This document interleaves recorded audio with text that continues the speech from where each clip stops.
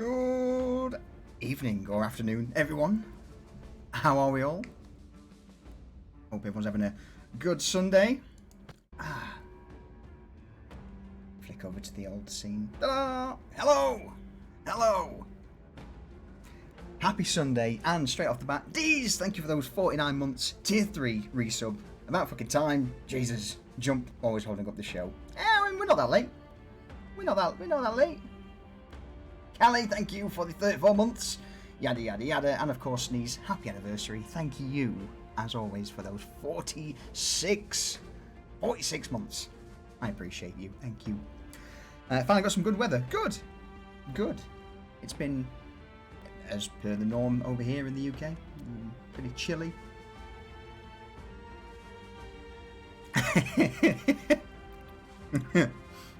I mean, I'm saying nothing, Jump. I'm saying nothing. So, that's right. It certainly wasn't. It wasn't these today. Also, hype train. Woo! Choo choo. Yeah, we are back. Apologies for missing last week's episode. We had a few issues with Foundry, in that it wouldn't load at all. Well, it would load, but I couldn't do anything as DM. So, yeah, it was rough. It was a rough one. All right, let's fade out the old music and bring in the rest of the crew.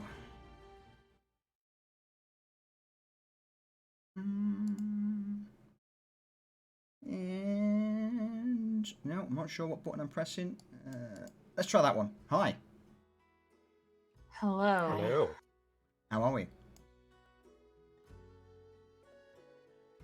Still alive, I guess. Yeah. Good talk. Yeah. Ah, We're all chipper, huh? I know. Tell me about it. You miss a week of D&D and everyone's just deflated. So, yeah, we are back. Episode 10 of Pariahs. It is indeed. Double It is digits. indeed. Double digits. That flew by a lot quicker than anticipated. So, I'm just going to launch straight into it. What happened last week? No, not last week. Nothing happened last week. What happened the week before? Oh shit, I was totally ready to come last week. I think Reza tells us with that amazing, like, famous voice that she has now. She's kind of signed herself up for the intro. I mean, y'all want dramatic movie announcer reading of the announcement again? Is that what I'm hearing? I mean, it's. I'm on board.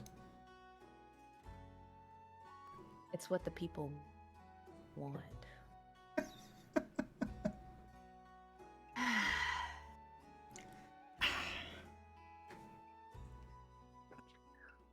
No one sounds so excited about it. No, I just I had to I'm look at reading- my notebook. I'm reading what happened last time because I forgot. This will be a cold read for me. I have not read the announcement yet. You know, No.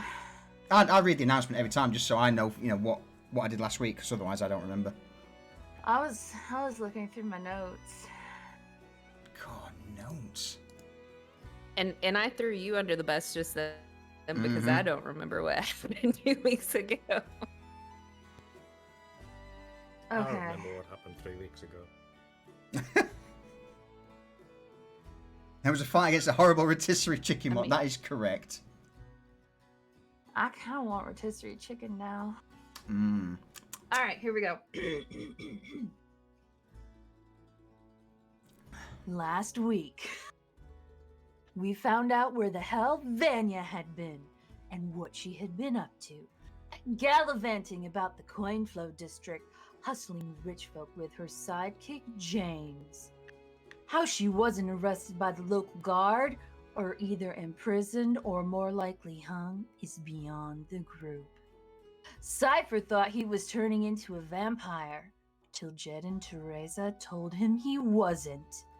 Then, off to visit Garrett as he works and learns under Dwayne to see what progress his smithing and carpentry. I read that sentence completely wrong. Ignore that.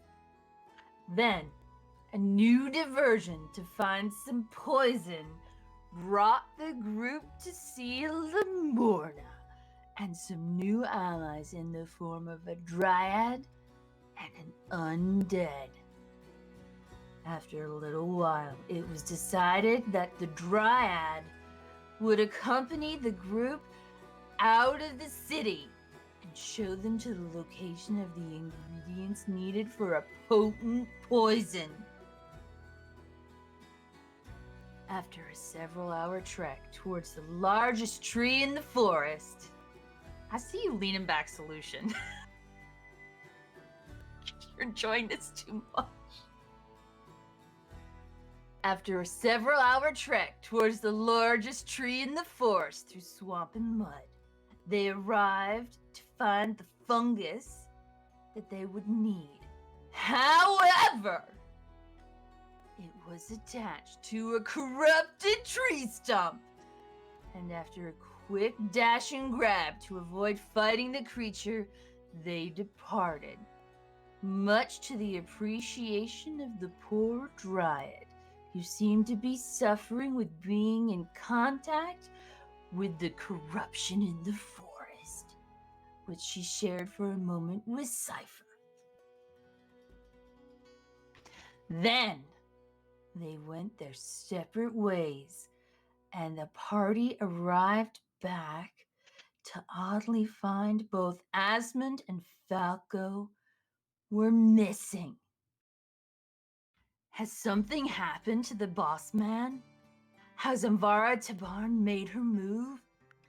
Find out today on Pariahs, episode 10. Back to you. Yay! You know, I wish somebody, like, knowing that she hadn't read it before, that they'd have put something in there that she would have just kind of read. Like, I've taught kids before, and I was reading through, like, a book, and it said, now hand out the papers, but I read it aloud. Like, I just want to do something like that to her. It's like, now hand out the papers. Oh, okay. Sorry, cool story. Somebody else is going to do that read next week. Yeah. Yes, definitely. Oh dear. Well, anything anyone wishes to add to that? Because that was, I think, that pretty much summed it up solidly. Just the names of our new allies. Mm-hmm. Yeah. Was it the mortician, the botanist, and the chirurgeon? Yep, chirurgeon, coroner, nurse, Coroner, that was it. and botanist. Yeah, I just couldn't be asked writing those words out in That's fair. disguising. Fuck those. That is fair. Well, in that case then, I dare say, I will bring us back into where we left off last session.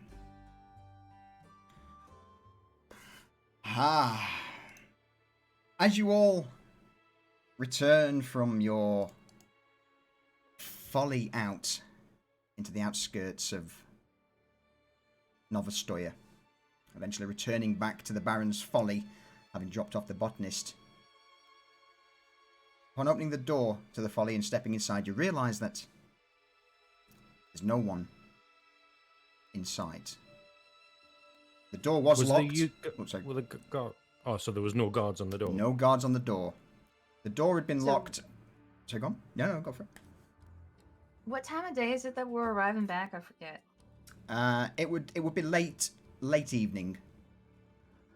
Okay, so no guards being out front would have been Mhm. a dead giveaway immediately that something was not right. Yes. Okay. So, with you being outside the Baron's Folly, with the door locked, at this point, you guys have a key. The unlocking and opening of the door, you peer inside, and apart from a few lanterns that have been left on, the interior of the Folly is completely dark. No sign of Asmund, Falco. just silence. The only thing you do notice upon stepping in is that the usual weapon rack at the side of the door has been upended. Whatever weapons were there have been taken. The rack itself and the barrel that holds said weapons just scattered to the floor. Other than that, any sign of a fight? Blood or... Glancing around, it's not obvious that there was a sign of a fight inside the tavern, no.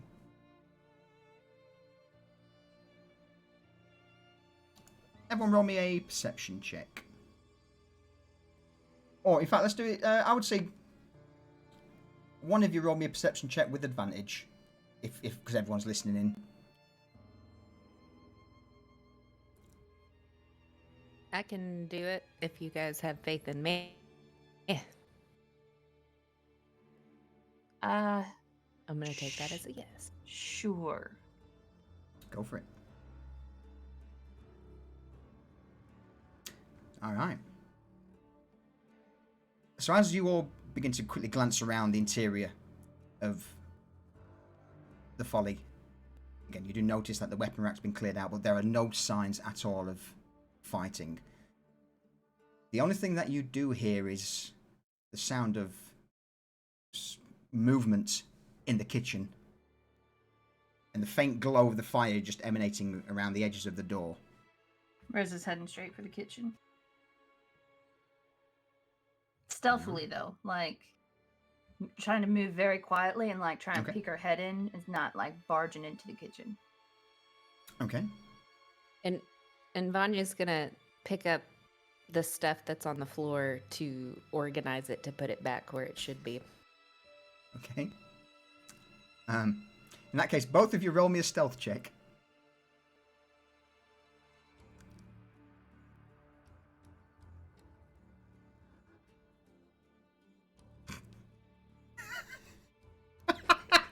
It's just Teresa. Sorry. So, Garrett, Cypher, what are you two doing? I'm waiting behind Garrett to see what Okay. he does. I'm like, oh, I don't know. I'm just sort of slinking into the shadows and And what's keeping that? out of view. Keep And out of keeping you. out Okay. of view. So, Reza, as you make your way over toward the kitchen door, stepping over the floorboards that you know creak, you get to the door and putting your hand on the top and then the other hand just over the hinge, you begin to just push the door slightly. You feel the vibration of the hinge on your hand as you muffle the sound of it creaking. And peering inside, all you see is Francis on the ground with what appears to be a length of linen, trying to just push down on something. And it's at that moment where behind you, you hear the clattering of pieces of wood being stacked up. The odd spear just clocked in as Vanya's trying to rearrange all of these knocked out barrels and stuff on the ground. Francis immediately shoots up, and in the glow from the fire, you see that he is covered in blood. Not head to toe, but there are a few cuts, a few scratches, his eyes swollen, and blood's just starting to spill a little bit from the side of his mouth. So that with the strip of linen, was he trying to like bandage one of his own wounds? Probably. As you peer inside, there is one of the guards on the ground that Francis is trying to just stuff this linen bandage into the wound. Reza! Quick! Quick! Yep. Right. Okay. Put your on this because you're going to bleed out otherwise. Honk! Right. Francis waves you in. Garrett.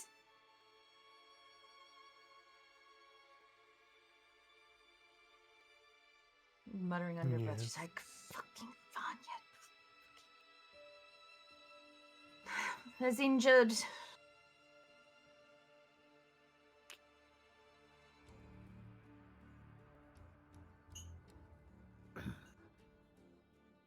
Let's have a look at you then. As you poke your head into the kitchen, you notice this man just laid out on the floor. One of the guards from the door, a large cut across his abdomen, and Francis is just, again, in the process of just trying to hold this cut together, and it looks just like, out back somewhere down the alley. I think the husband and Falco and some other, there's going to be some shit kicked off.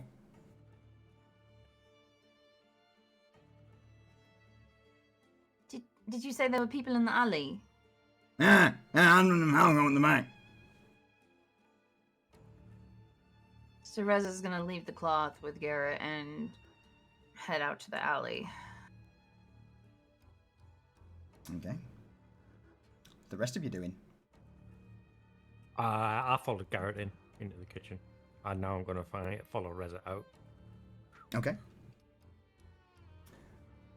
Vanya sees everybody going in, and she's gonna stop what she's doing and follow. So again, as She's Cypher... just gonna let stuff, like, she's got like a bunch of stuff in her hands, and let it just drop to the ground, and then just start following. Okay. So with Cypher, Reza, Vanya, you're just, you make your way through the kitchen, and there is a blood trail that leads from the alley outside to the doorway and into where this man's been dragged in. Garrett, are you staying to attend, or are you? Yeah. Yeah. I'm not gonna let him bleed out. All right.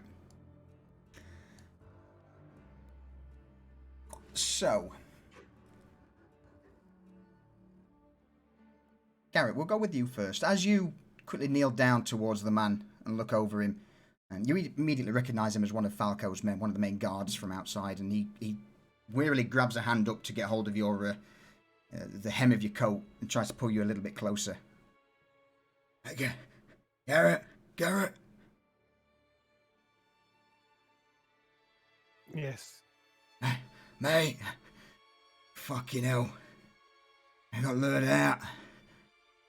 A tiefling came in, demanding something about looking for husband, and well, he fled out back. Falco went in. There's about 9 or 10 of them, all waiting. We got ambushed. I heard the tiefling just shout for everyone to get out, and they weren't here for them. And he clutches the cut on his stomach. Just patch me up. I can still fight. You're in no condition to go anywhere.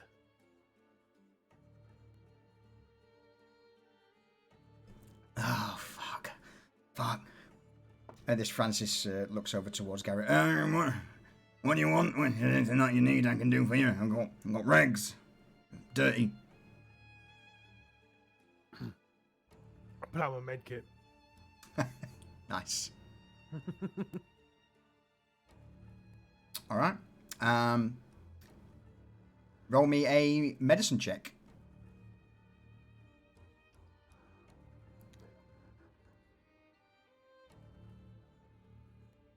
It's enough.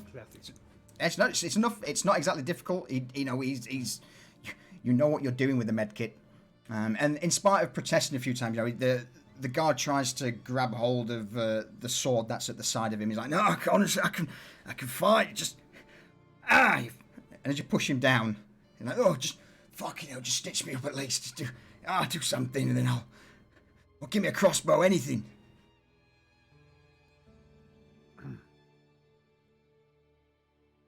I need you to stay here and look after Francis and the rest of the bar. Aye. We'll deal with it. Oh, yeah. All right, then. So, how do you stitch this man together? Bear in mind, you're pretty proficient by now in doing this. This ain't going to be pretty. It's going to be a real quick, dirty battlefield stitch up. It's going to be messy. He's going to have a horrific scar after this. But it's going to save his life. Yeah. So I'm Perfect. just going to put a few stitches, rough ass stitches in. Crumble some healing herbs over it, and then just bandage him up and ask Francis to keep an eye on him. Francis just nods. He takes one of the random bottles in the kitchen. He goes, sniffs it. That's pretty strong. And just begins to start pouring it over the wound of the man. The guard, also known as Jonathan, he's just on the ground screaming, like, "Oh, you stupid fucking arsehole! That burns you twat!" Francis, "Oh, stop, you bitch, you'll be alright. Garrett, sneak you up with him, Robert." And then with that, Garrett, you, I guess you're going to burst out of the kitchen and continue on down. Oh, yeah. Full All right. run. Full run. In the meantime, as this is going on,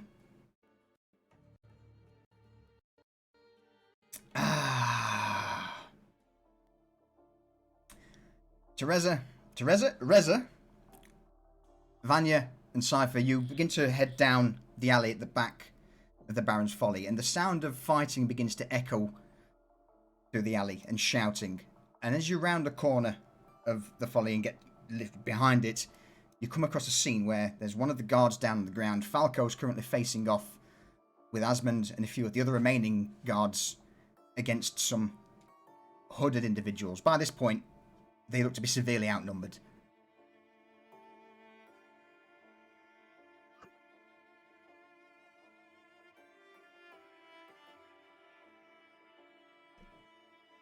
What do you do? So, I'm assuming Reza was out first, so she is going to assess this situation sort of instantly, and then going to take her bow and whomever she sees Asmund hitting, and the guard next to him, because that's like she's just gonna try and fire a shot between them and try and take one of them in the knee, knock him down. All right. Well, in that case, then, if it's going straight into combat actions, roll me initiative. Yeah. Well, she's gonna say when she gets out there, "We're here. Backup's here. Don't worry. We got this." Immediately, Asmund shouts out, "God's about damn fucking time! Get these bastards off as that fucking bitch Danvara's trying to burn the shakedown."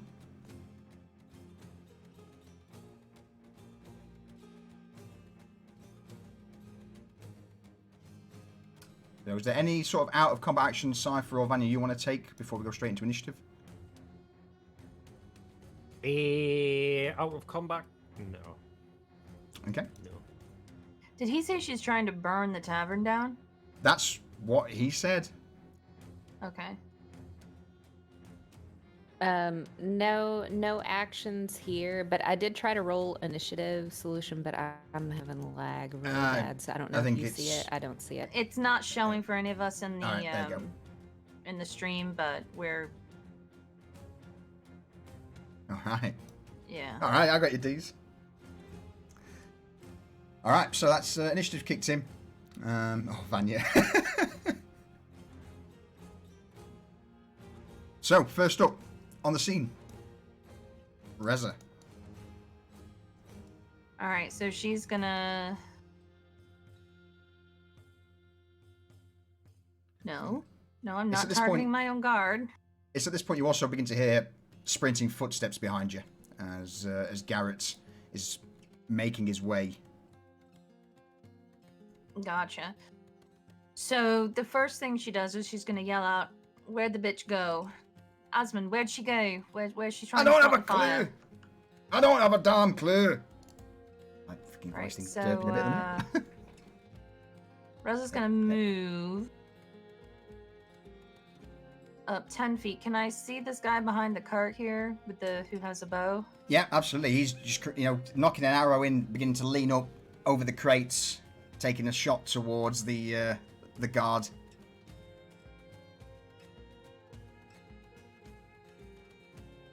Okay, I'm trying to target him. Okay. Yeah, he's targeted. Okay. So she is going to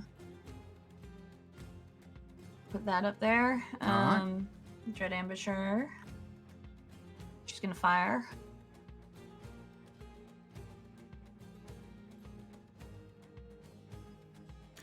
The arrow aims true, hits him squarely in the chest.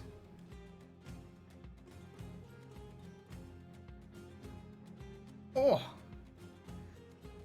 As the arrow punches in, it doesn't go as deep as you think. It's showing that they are indeed armoured. These are not your usual thugs of the street. She's gonna fire again. Because Dread Ambusher. Mm-hmm. And again, with the exact same roll, in almost the same spot, the second arrow hits millimeters away. As the second arrow hits the man, I am going to say, getting hit with 2 arrows off the bat. Give him a Constitution saving throw, and he fails. So as these 2 arrows rapidly hit him in the chest, he's knocked on his arse. Okay. Any further actions? No, that's my turn. Cypher. Cypher is going to move to flank Falco. Okay. 30 feet. Falco's like, oh, fucking hell. Oh, about damn time. I was wondering when the rest of you lot would turn up. Where have you been, shit? And just as he says that, the great sword from this assailant comes in front of him and he managed to just parry it at the last minute. And Cypher's throat's gonna swell up, and he's gonna go, and he's gonna poison spray this guy right in the fucking face. Oh no! Oh, completely unaware of. He fails with an 8. Completely unaware, he's in the process of trying to fight Falco, who's been holding his own pretty steadily. He doesn't see you slide to the side as this poison spray. Is anywhere in particular you're going to try and hit him? Just in his face. Just aim for his face. So he's like distracted and he's got poison in his fucking eyes, so he can't see Alright. shit. In that case, And yeah. we'll go with a Constitution saving throw. I will say he's blind for a little bit. Oh. So as you just spit out this caustic acid into the man's face, he just immediately recoils. You just hear that, oh, you fuck! They've got reinforcements! Any further actions? No, that's me. I'm good. Alright, in response, the group of hitmen are going to jump into action. We'll go top to bottom. So Archer is going to shoot straight into the guy with the spear. In fact, what I will do, I'll make this easier for me.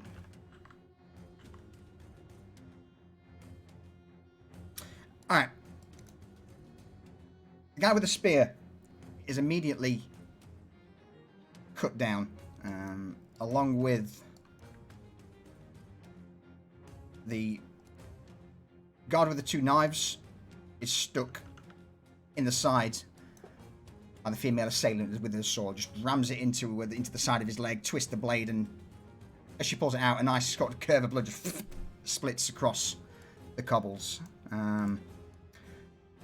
Cypher, you're going to get an arrow towards you. Okay.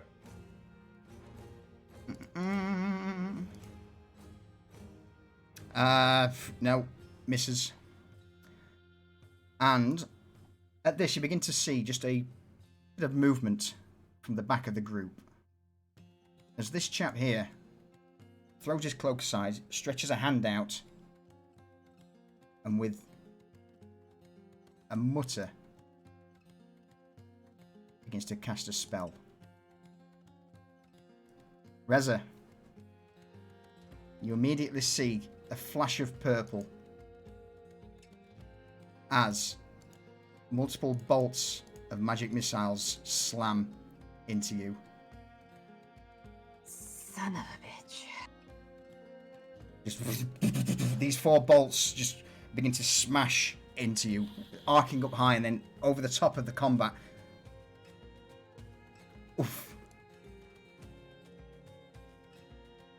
Ouch. And with that, you hear the man from the back immediately shout out, "It seems we are compromised. Kill them all, and we move on. Otherwise, we do not get paid." Garrett. All right. We're going to start by dropping a fat cunning action. So we can dash. So, move. Would help if I wasn't on the ruler. So good. So, join. Straight into there. And then, yeah. And Mr. Wizwaz, I'm going to fling some fucking psi knives at him. Alright. You see him just beginning to mutter again another incantation just as you throw the first blade. Hit him squarely. Oh. Ouch. The first blade just sticks into his shoulder. Nice. The second certainly sticks into his shoulder. Almost in the same spot. In fact, actually, I...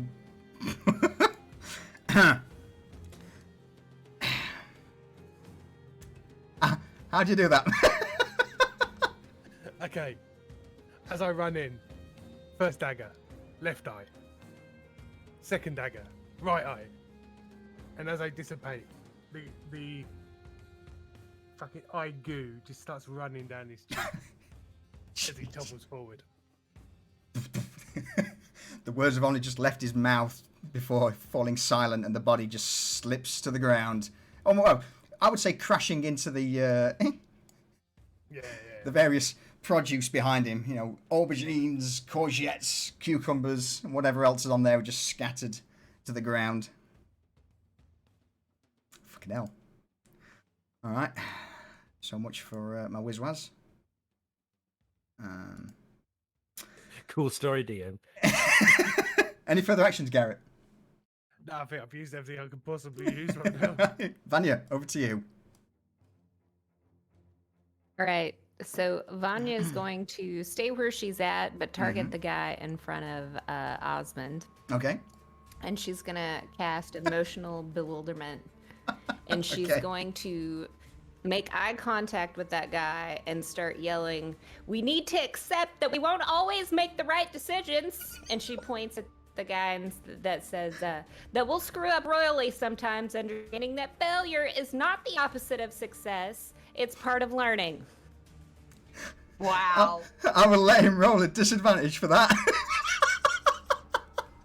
Not that it matters anyway, he fails. He's like, what are you on about? Oh, but he just clutches his head trying to think over this.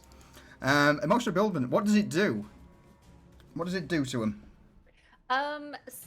So what it does is, so whenever she says whatever she says, inspirational or motivational, if the target can hear it, it must succeed a wisdom saving throw, which it did not. And then if it doesn't, it takes the 1d4 psychic damage, and they have disadvantage on the next attack roll it makes before the end of its turn. Nice. All right. Any bonus actions? Or movement? Yes, I am going to... I'm going to cast the Bardic Inspiration on Reza. Okay. Oh. And then that is it for Vanya. So, at this, Mason and the gang jump into action. Asmund's going to disengage and drop back. And he's... Blame D's. As Asmund drops back, he looks over, points towards where the... Alright, that's the one. Okay, it's already dead. Fuck. Shit. Alright, see that lass over there? And he points to the lass. There. She's one of the damn ringleaders. She was the one who instigated all this shit in the first place. Get rid of her and the rest should hopefully fall. Falco's going to strike out towards the blind man.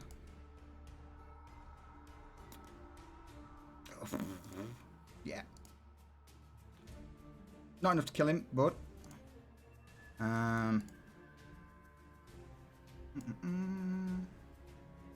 Yeah. Okay. So as the scuffle continues, a few of the assailants are hit by Falco and the remaining guard. Asmund will also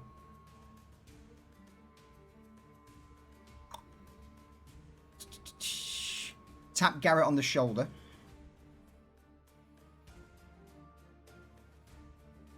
And say, if you can land a blade between her eyes, mate,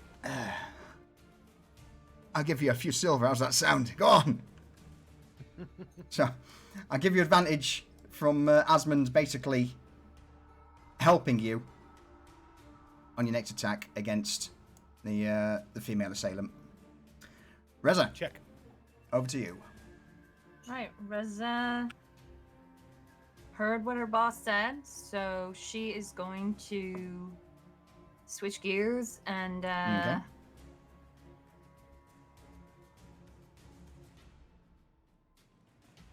Oh, suddenly appear behind this woman, nice. wrap her arms around her, and try and take a snack. All right, go for it.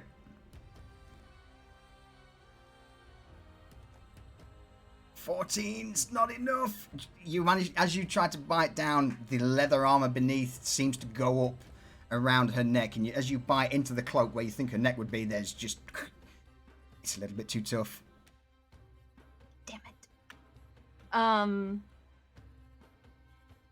So since I said she was like trying to put an arm around her to bring her into attack or two, can like Gonna try and grapple? say that there was a grapple attempt as part of that. All right, absolutely. Roll me a, it would be an acrobatics check, and she will obviously try and slip out of that grip. Gotta be a 16. Oh, and you do! Nice! So with that, you manage to just quickly wrap your arm around her, pull her to the side, and grapple her. The guard in front of you just grins as he twirls his two daggers in hand. She'll nod at him and be like, "Get it." All right. That's my turn. Scythe, over to you. Cypher is going to shadow bolt this blind guy. All right. Him. That's why. Yeah. He can't see it coming. You've got advantage. Perfect. That certainly hits him. For 9 damage. 9 damages. All right. Just a chunk of his shoulders just completely, I would say, what, blown away, disintegrated? How would you say? Not enough to kill him, but close. It's more like it used to be there, but now it's not. Like, just like it's been carved away. Like it used to exist there, but Yeah. where it's been hit, it's just a horrible black wound and a hole. Nice. Any bonus actions? No. No? Okay. No. With that then, My turn. the hitmen will return in kind. The one with the bow next to Cypher is just going to dip back, lean around his friend, and put an arrow into Cypher. Okay. No, he's not. No, it's not. Oh. The two guards up top are going to go straight into Garrett.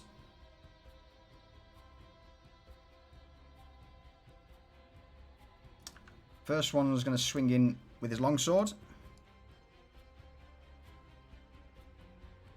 Oh. Yeah, that's gonna hit. That's going to hit. So as the sword goes in, he swings pretty hard. And then as the sword cuts in, the other guy is going to hit you with his shield.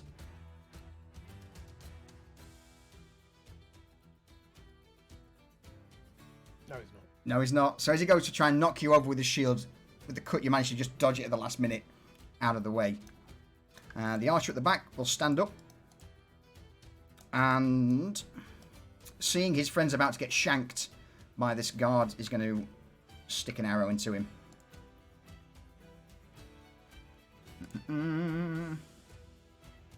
Oh, the arrow just goes wide. Blind guy will try and not be blind anymore. Tries to wipe the corrosive or the caustic acid from his face, and fails. So instead, he's going to go.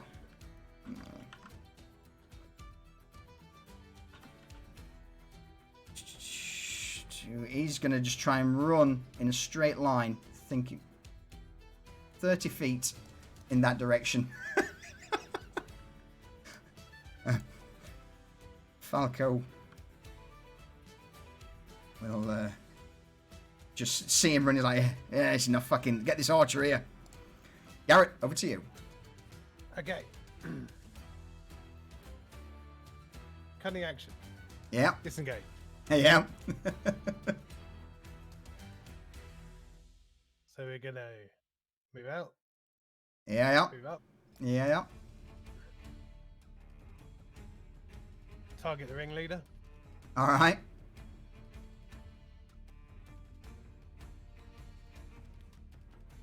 And just throw two blades into a noggin. With advantage. Oh. 21. Yeah. So Damu.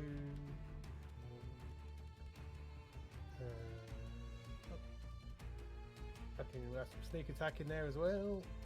Fuck. Another 10 Yeah. damage. Yeah. And then we're one knife's good, the second one's really good. I do 12. Oh, it's not enough. But at that, these two blades just puncture into her, and the body for a moment just goes limp in Reza's arm as strength begins to leave the ringleader's body. Oh, so close. Is that you done, Garrett? Yeah, I've used all my things. Okay. Vanya, over to you.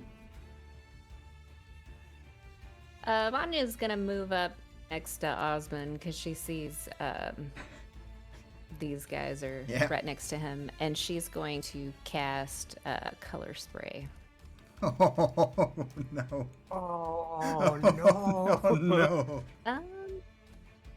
How do I turn that? Do I mouse need to... mouse wheel. Okay. Let me give you that spell slot back. That was a. There you go. Yeah. So use the mouse wheel, and that'll spin it round.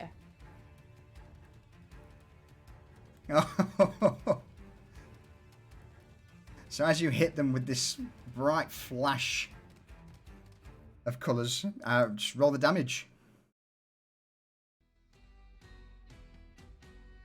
I love that visual. Oh, they're. Holy fuck! So. What is that? Why is that so high? That is amazing. So basically, the way colour spray works is that's how much HP worth of damage you do. You don't actually damage them, but if it goes over their HP, they become blinded. And at that, both of them immediately just scream out as this flash of colour just erupts into their eyes, and they just, I can't say, it's like a fucking rainbow. What the fuck? So they are both, they're both blinded. And with that, because that's not like like I need to stay there while that's happening. Nope. I can move out of the way, You right? can indeed. Yep. So you just hit them with this iridescent flash of colour. They immediately clutch their eyes as the rainbow effects just burnt into their retina. And they she's both- just gonna move over here behind Falco and Cypher. Oh no. Well, they did see you coming up, so with their weapons drawn, these two bandits are just going to start trying to slice the air towards where you were. We'll see what happens with them when we get to it. In response, Mason and the crew, Falco is going to dive in front of Cypher. And guard him. In fact, he's going to move up into range with this archer. Just try and pressure him. So, Cypher, if you manage to target the archer, Falco will give you advantage on the roll. Okay. Asmund. Immediately. Alright, good, you've got Reza. I'll leave that bitch to you. You! Get on these two fuckers! Asmund will point to the guard with the twin knives. And go for the blinded guys. So, Asmund, even at this point, draws his short swords. And will go in to attack them. Start shanking the blind. He'll just start shanking them, as will the other guy. They will just go on. Oh! Oh! So Asmund's roll. 22 on his first attack and a crit on his second attack. And the other guard managed to get a 22. So let's just say that with these two hitmen being blind, Asmund and the guard just immediately pounce on him. And in a flurry of blows just begin to shank the blinded man before he drops to the ground, dead.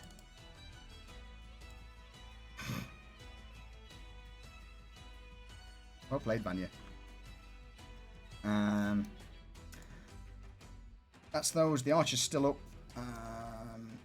Falco's thing. So, Reza, over to you. Alright, well, Reza felt the person she has grappled go limp momentarily, so she has a fairly good idea of how her condition. So she's going to pull her dagger out with her other arm and just kind of like shank her with it. All right. Yeah.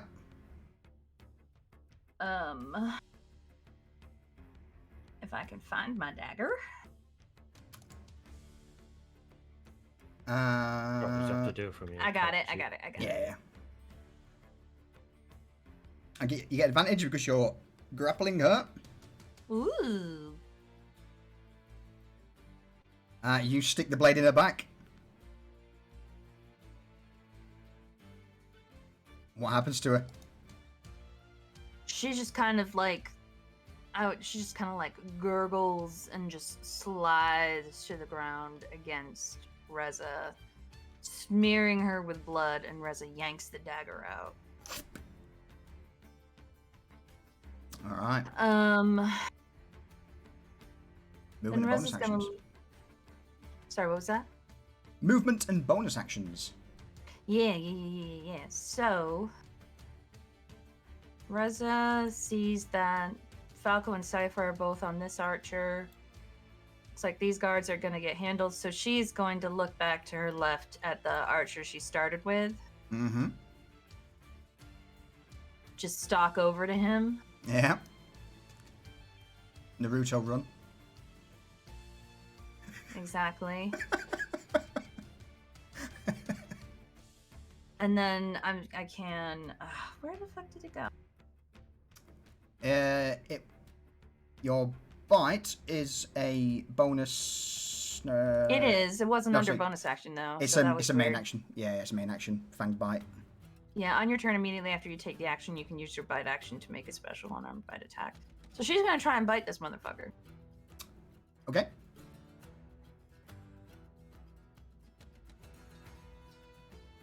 No, you don't. He parries her teeth. As you come in, he just sort of swings the bow around and just slaps you in the side of the cheek with it. Fuck off, bitch! Pat him away. Wait, are you trying to kiss me? Not interested. Not my type. Too frail. Frail. You look All like right. a snack. That's Cypher. your turn. Okay. So Cypher is gonna put his hands out the side, and his shadow's gonna grow huge on the back wall, and he's gonna cast Meta Magic Quicken Spell. All the lanterns then- nearby dull. Out of each of the shadow's hands, a Gloom Barrage, one at tier 2 Right. towards the archer in front of Falco. Yeah. So he gets Gloom Barrage at Boom, tier boom, boom, boom. 2.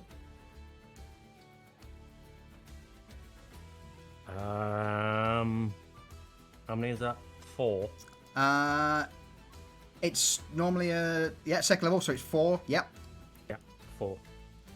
So 1, 2, 3, 4.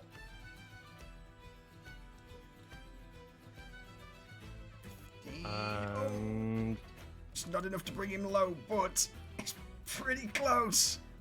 it's close.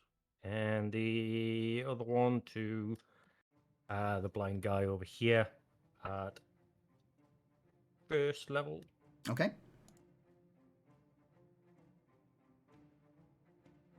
Damage 1. Just a 3 damage, mate. Oh, that was terrible though. Oof. Oh, that wasn't one. That was good. That was better. And 3. And that was better. 11. All right. How does this look as these multiple blasts of shadow were rippled out from you? It's like just huge darts just come out of the shadows. Like he holds up his hands, his shadow grows large, and then out of this giant shadow, just all of these, all at once, this barrage just comes flying out of the shadows. Nice. So the archer is hit multiple times, as is one of the blind assailants from the top, and I would say getting hit by that much, the archer will make a strength saving throw, which he fails miserably, so I'm going to knock him prone as he's knocked off his feet by this wave of shadow energy. Any further actions? No, I am tapped out. Garrett, over to you. Okie dokie. I'm going to move in between these two motherfuckers that are blind. Yeah, they can't see shit. Do I get advantage because they're blind? Absolutely. Fantastic. So, Mr. Manfoot 1, Yeah. I didn't mind that advantage. It's alright, I will get rid of that one and let you reroll it with advantage. 16's enough.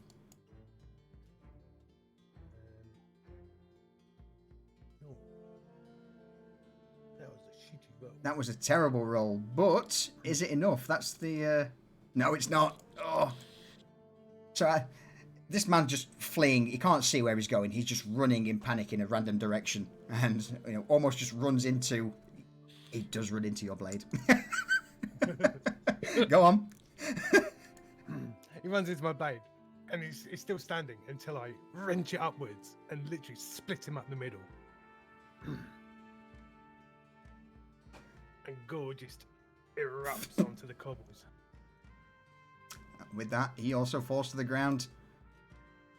One guy left. Well, as I've got another attack.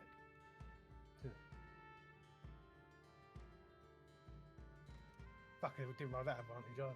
Fuck. I mean, it's so good. It's 15's enough, yep. Unless you want to roll one extra just in case you get a crit. That would do. You sure? Yeah. All right. It's done now. Yeah, all right. So yeah, you plunge the dagger into the man's back, who's, in the process of just trying to swing his swords to where Vanya was moments before. And with that, and being on death's door, he just drops to the ground. Not dead, but in shock and pain. Because he's blind, he can't see me. No, we can't. I'm going to take one step backwards so I'm out of his range. All right. Vanya. Oh, I have so many options. I want to do this one for fun since we got like just okay. All right. So I want to cast Control Flame, Okay. and I want to set this guy on fire next to this flame. All right. So as you begin to twirl the fire just begins to turn into a twister, I guess, and just leaps out towards him.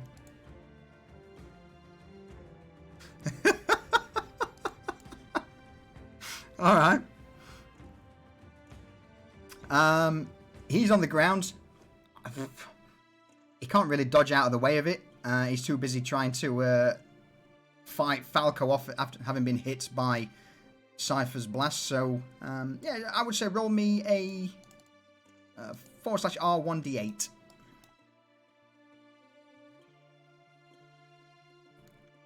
And I will get you a cool effect for that template. 7 is enough to kill him. How does it look? He's just on the ground because he's already prone, just flailing like both arms and legs, and it's just all on fire, just screaming. Until he just stops screaming and stops moving.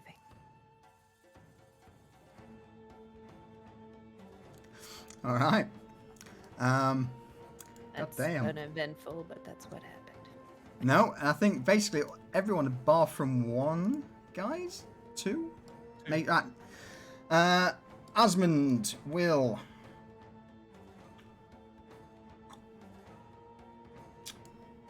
I'm basically going to say I'm going to end combat there.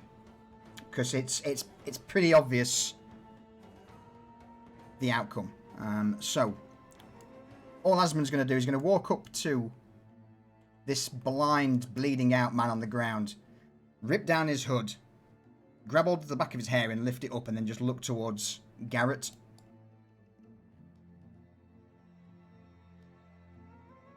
Hey, this fucker's yours.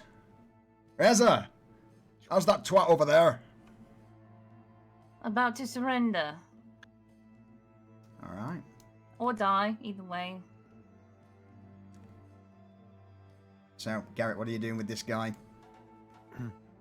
The guy feels a knife pressed against his jugular, and he's just held there, unable to move. Up on his tippy toes, because he's quite a bit shorter than Garrett.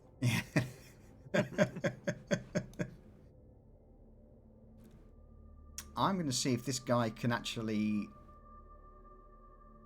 survive this, because he is pretty... He's on death's door. So we'll roll a Constitution saving throw. It's not enough. As you yank him up, various cuts to his back and the puncture wound from earlier, it's just he bleeds out as you hoist him up.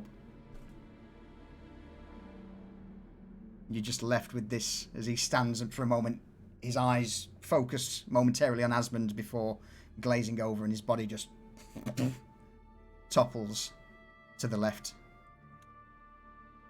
I have to say, I expected more. Alright. Fuck's sake. Alright, well. And Asmund will look over towards Reza. Reza is moving to grab this archer by the neck. Alright. Just kind of dig her fingernails in, and she just looks him dead in the eye. He's obviously going to try and run away. So he's going to be rolling acrobatics. Okay. Sorry, he's going to roll athletics to try and just basically turn on his heel and sprint away. Okay, and what am I going to roll to counter that? How do you want to counter it? Or you see him immediately turn and start to flee.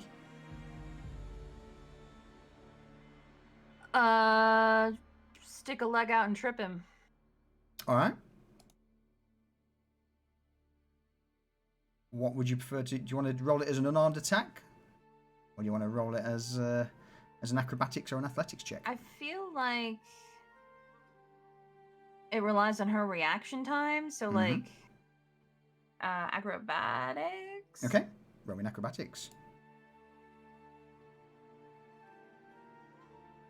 Fuck. All right. Against his athletics. Roll this publicly. Oh yeah, so he managed to just jump over your leg and gets to about there before trying to round the corner. Well, she's gonna fire an arrow at him then to stop him. All right.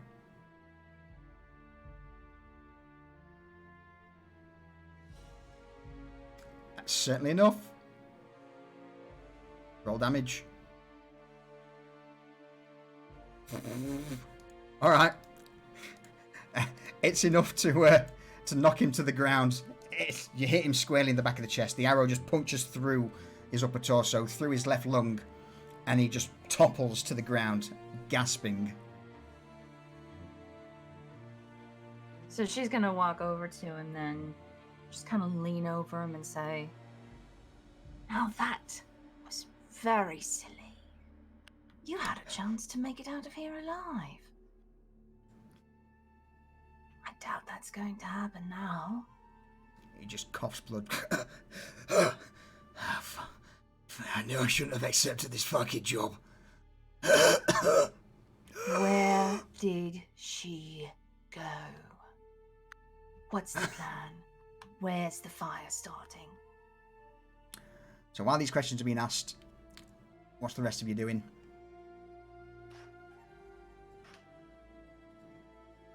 I'll go first. Vanya's like telling Falco, she's like, I just wanted to scare him a little bit with the fire. I didn't think he would burn alive, but okay, lesson learned. Well, next time. Hey, well, if you start throwing fire at people who are in linen cloaks, then typically they tend to go up like a bonfire. But regardless, and Falco sort of puts his hand on Vanya's shoulder, gives it a gentle squeeze. I think you may have saved me a few extra scratches there, so thank you. I wasn't expecting to get out of this fight alive, to be fair. Good timing. Well, that's a good way to look at it. Yeah, okay. So, yeah. I'll set more people on fire for you. Maybe not like you do you. You do you. Not in the tavern. Not in the tavern. I'd really appreciate it if you didn't, Yeah. Do Anvora's job for her. Fucking tiefling bitch. Alright, sounds like a plan. Alright. Cypher, Garrett's Garrett? going to walk over to Cypher. Are you okay? Did you get hurt at all? No, I'm good. Look, she got red on her. And then he looks at her. Oh no, you got red on you! I'll be alright. Oh. And I break out my medical kit. Okay, cool. Now he's gonna start rifling through her pockets. He's like, I wonder if she got any funny money. Alright, so Garrett, if you can roll me a medicine check. It hurts, but I will say you managed to, superficially stitch up the wound quickly. I'll give you a point of healing for that. But yeah, it's a quick, rough job. I'll take it.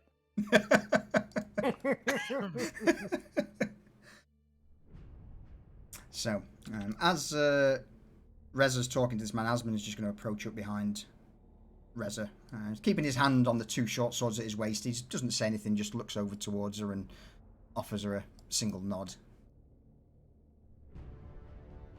So, the dying hitman with this arrow poking out of the left side of his chest just rolls over onto his back and looks up at Reza. What? Where did the bitch go to do her little fire show? Fire show? She was never here in the first place. she left. Back when Asmund and all the other fuckers burst out of the tavern, she wasn't expecting him to come and fight them, so... she just told us to kill him and then she'll pay us later back at the thank table. Ugh. Fucking... And he points a weak finger over towards the female leader of the this hit squad. She didn't have a clue. Fucking pawns, the lot of us. I knew I shouldn't have taken this job. Right. Well, Osmond, we have any more use for this fellow? I don't know about that. They're all pretty skilled and, well, mercenaries. No use for them for me. Fuck's sake, I mean, to be honest with you, I'll leave it to you, lass. And Asmund leans towards Reza. If you do anything, peculiar, just at least drag him down side street out of the way, yeah? Of course. So on that, she's going to drag this fellow around the corner and say, I'm sorry it had to end this way, friend, but I greatly appreciate your sacrifice. Or should I say, sacrifice. Oh my god. Oh my god. Oh my god. Wow. I hope that becomes a thing every session. I love it. Your girl's gotta heal somehow. Not just that. I mean, again, this'll put you solid for another week. So absolutely, it's got to be done. Right. So do I need to roll an attack roll at this point, or? Just roll straight damage. Yeah, just your versatile damage for your healing. All right. That's not bad. 7 HP. Everyone just hears a slight, and then silence. Asmund makes his way back to the group. Taps Garrett on the shoulder. Fuck. Well, I dare say that, well, it wasn't for you lot. That might have been a bit of a rough experience. I'm not sure I would have worked out of that one with all me fingers and toes in spot.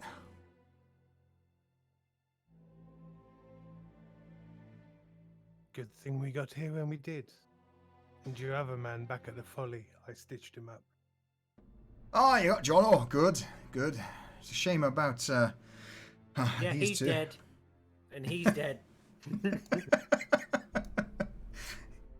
Yeah. So what's that? Two friendlies killed, but overall. Reza wipes her mouth off and walks out of the alley and walks back over to the group. She still looks a little dinged up. Yeah. She's got red on her. I think everyone has at this point, apart from Vanya and Cypher. Yeah, Better Cypher's than she was. All right, I guess you're gonna want to know what the fuck happened. Let's do us a favor before we sort of head back to the Folly. Let's just see about getting rid of. And Asmund motions a hand to all of the bodies. Not too bothered where, but just somewhere nearby. Just if we can, less of a scene for the watch, in case anyone overhears or seen. Okay. So I'm going to take this moment to say, while everyone's in the process of dragging the body, in fact, think of some of an interesting little meme where you're going to stash some of these corpses while we take a quick BRB, refill a clock, and pee break. Well, there's already a cheery corpse fire happening. Why don't we just make it a little bit bigger? Yes. I will be right subtle. Be right back.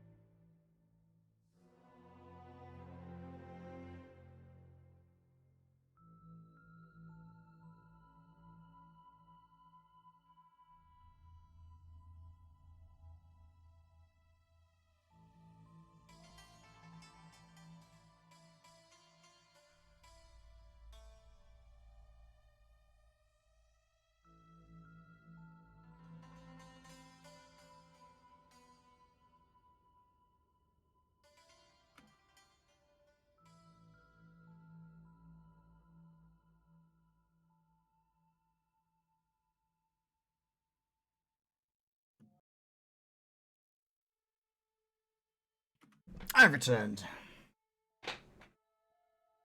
Welcome back. Thank you.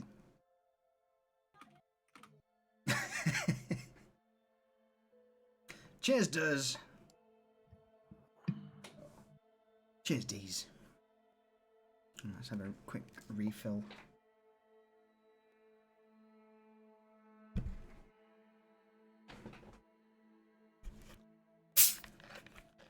Oh, we've got a ban in as well. Nor did I. I missed that one. Durs is on it. No worries, mate. Fuck's sake. Fuck you, Steel. Thank you for that 49-month resub. I appreciate it. Welcome back. I've got a claw and a chocolate chip cookie. Oh, how are you enjoying the drinking life again then? I mean, it's okay. Apart from, gosh, I can't even talk. It's already hidden. From the broken like sleep, you know, you sleep 2 or 3 hours and then you're awake. It's like you don't want to get too hammered because you got to wake up to make sure like things survive. So you got to adult and be responsible. Yeah. Hello. It's hard. Welcome back.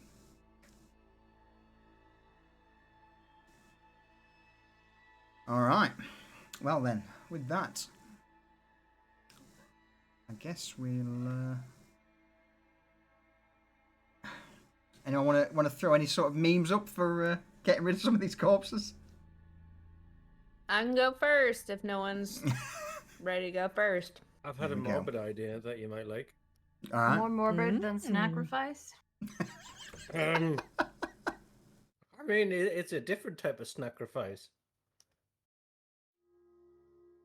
We may or may know and have seen another subspecies that is fed in this city. And instead of feeding them chickens that can claw your eyes out, you know, I see some fresh meat. Oh, that's not a bad idea because Vanya was in the process of stuffing them in barrels and using her disguise kits to put smiles on their faces in case somebody opens them up, like they were intentionally hiding in there. Open up the rancid barrel and it smiles at you. This smiling rotten corpse. Oh my God. And they just were waiting for somebody to open it, but it was just too long. So then the person feels like they killed them because of it's like Schrodinger's, you know.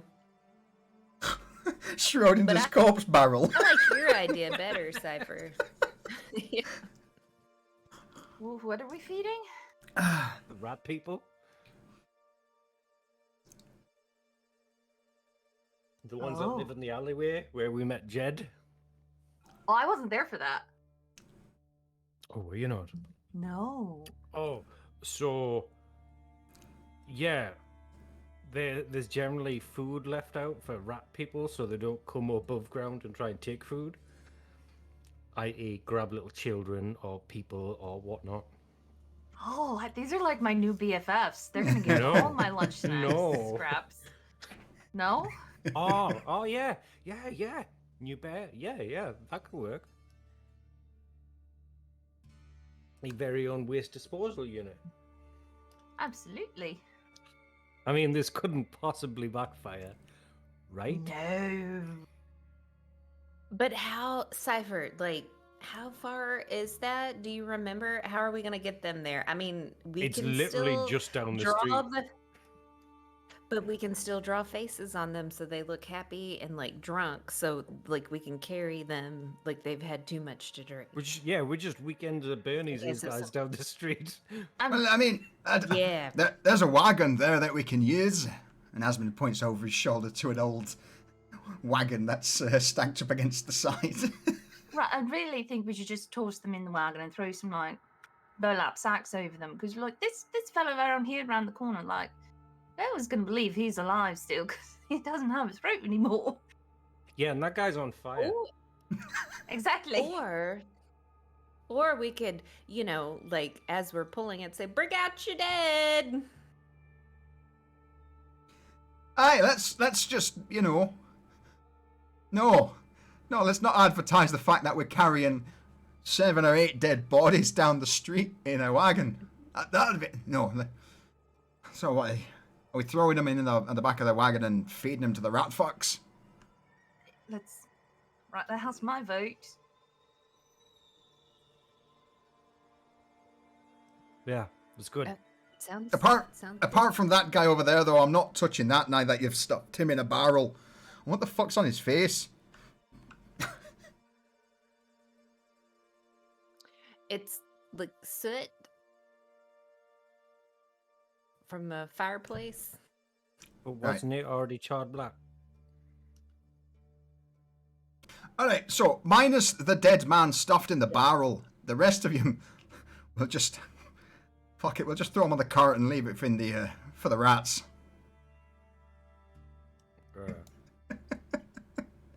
So the next... going to cast Helpful Shade because he doesn't do manual labor. Reza is gonna go over and take a closer look at the leader and see if it was Shayla.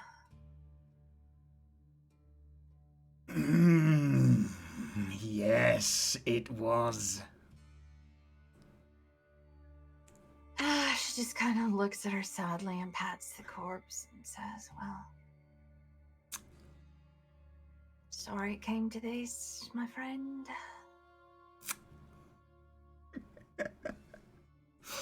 Ah. Yes, Can Vanya check the pockets like before they get slung onto the yeah, of has course. anybody done that yet? No, you can. There's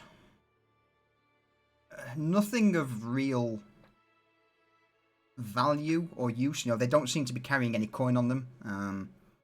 You get the impression that with this being a dedicated hit squad, they have come just armed with what they needed, which would be their weapons, their armor, and their cloaks.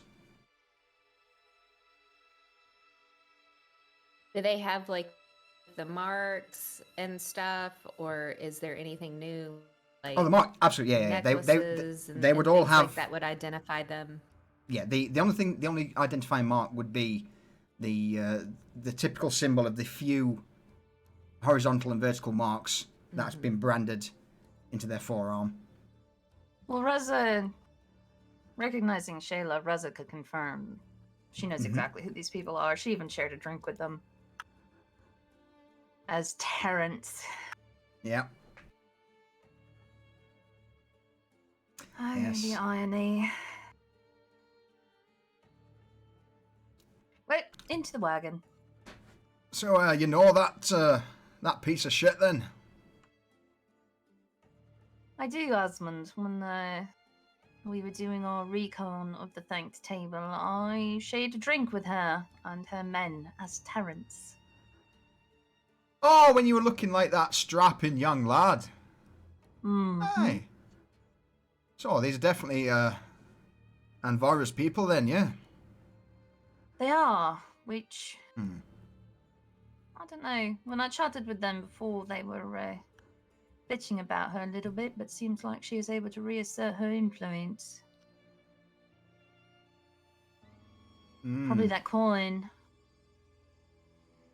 Bloody fucking coin she puts out everywhere. Well, how's about I don't for know, your... Reza. I think. Oh. No, go on. No, you've got... I was about to say, I could give you a coin as well if you want, but it'll be copper. Yeah, I was gonna say, not everybody's motivated by coin. Maybe she's just an influential speaker. She enchants the coins. Really? Yeah, it's funny money. It is. It's funny money. There's a spell on the coins. Yeah, it charms people. Oh, did you guys find this out while I was away. Yes, while you were in the fancy district with James, starting your business. Yes, we did. They don't enchant money there.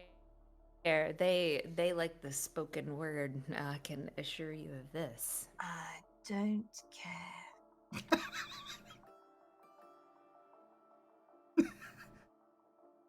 So I need to be careful touching money, is what you guys are telling me. Why has no one told me this? Gold I'll check all your coins. money. It's gold coins that come from the hand of this fucking tiefling bitch. That's what you need to watch out for. Okay, well, is there anything else that you guys are keeping from me? I mean, Probably, but fuck if I know right now. A lot happened while you were all prancing about the coin flow district.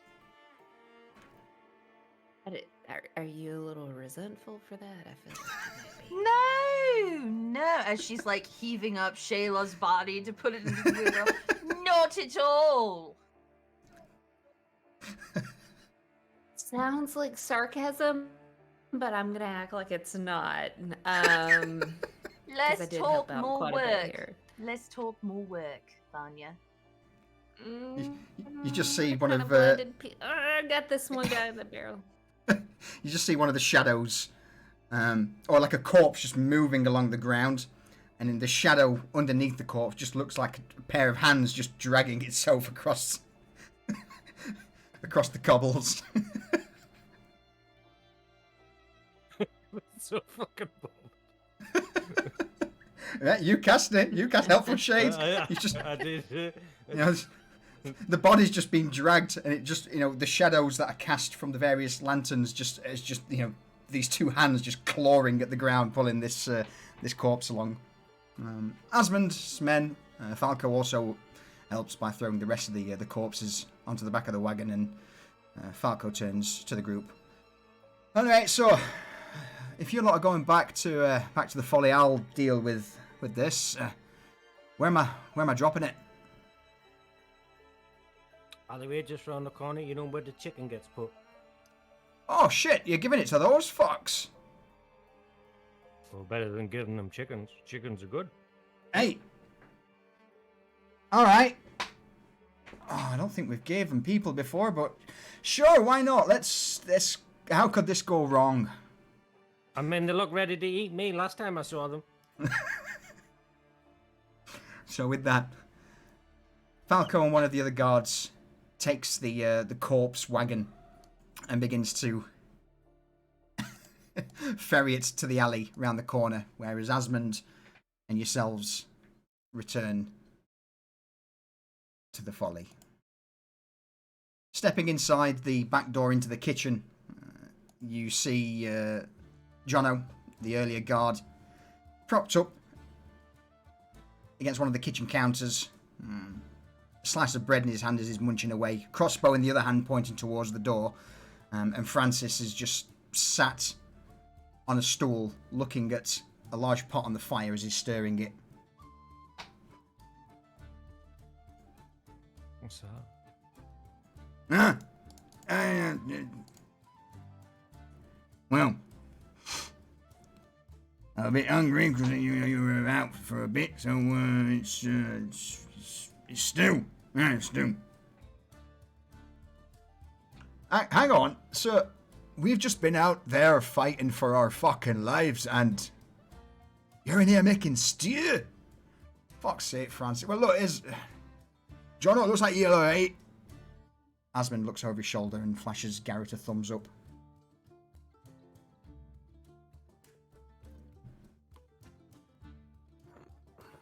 You're welcome. Hey, fuck's sake. Let's step inside, and I'll tell you what went down, and we can see where we're going from here on out, eh?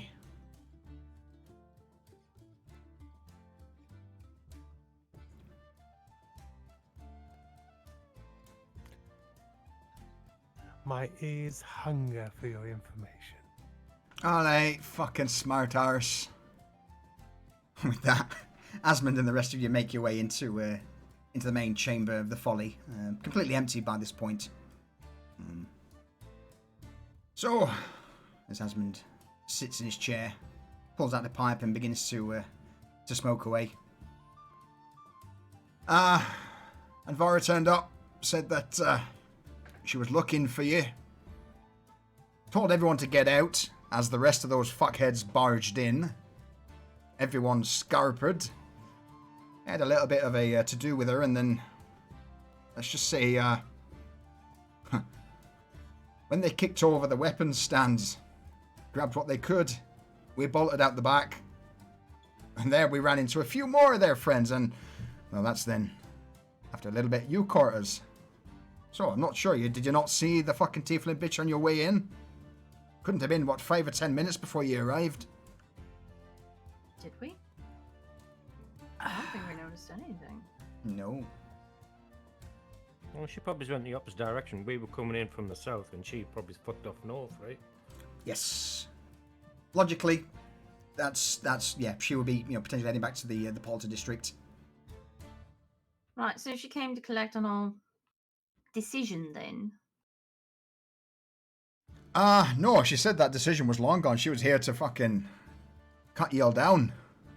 And, Oh, me. right. That makes me feel a bit better about cutting them down instead. Reza, decision? I could have sworn we told you about this, Vanya. We told you about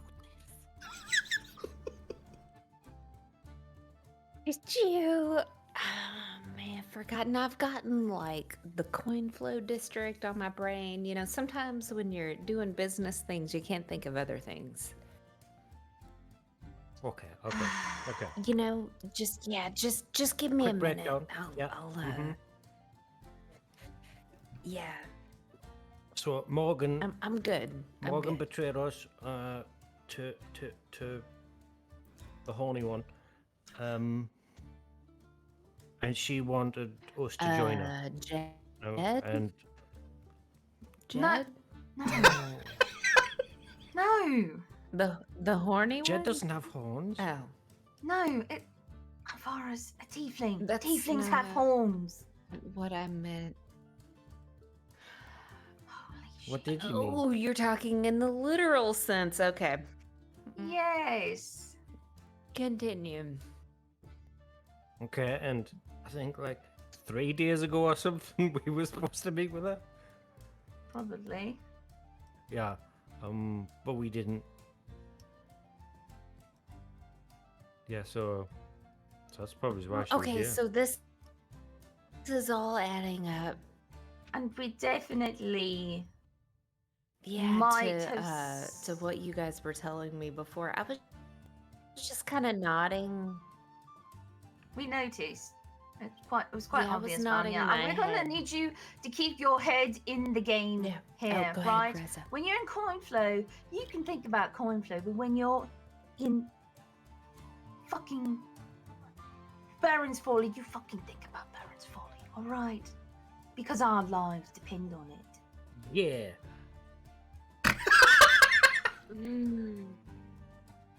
Well, I mean, now it's all connecting. It's all connecting now. Because when you guys were telling me this before, like, I just kind of nodded my head because it just sounded like nonsense. But it's all coming together now.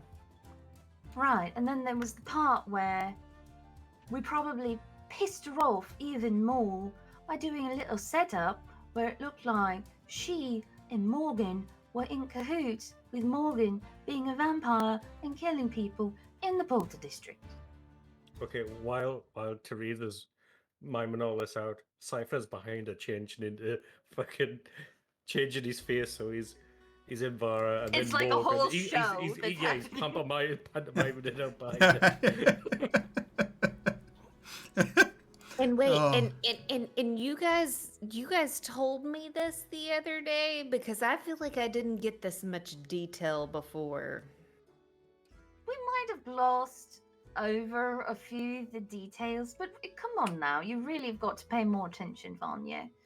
Now, since we created that whole situation up north, city guards cracking down on that district, which is why we've got so many hangings happening at the Cornelian Gate.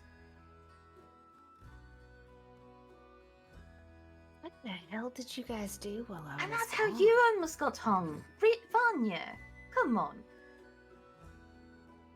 I mean, I can't see the future. I mean, like, while I was in the coin flow district, I had no idea what you guys were doing, and that would be the reason why I almost got hung. I just thought they were, you know, At this point, as Reza to turns talk to to me. Asmund and says, "By the way, Asmund, Aye.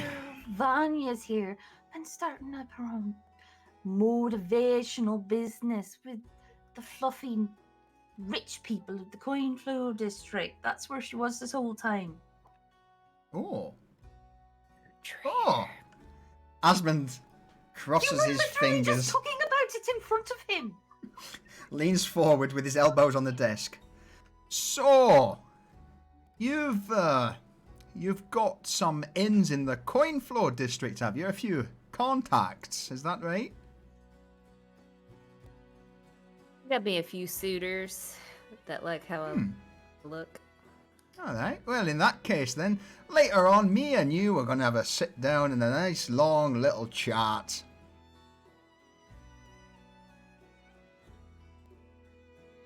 Because, while you were out, making contacts, I imagine that these contacts that you'd be making are for, the benefit of me and the Folly, right? Because I can't think of any other reason why you'd skip away on your duties and your obligations to me. Reza's just looking so fucking smug right now. Definition of benefit. Oh, lodgings, food, safety.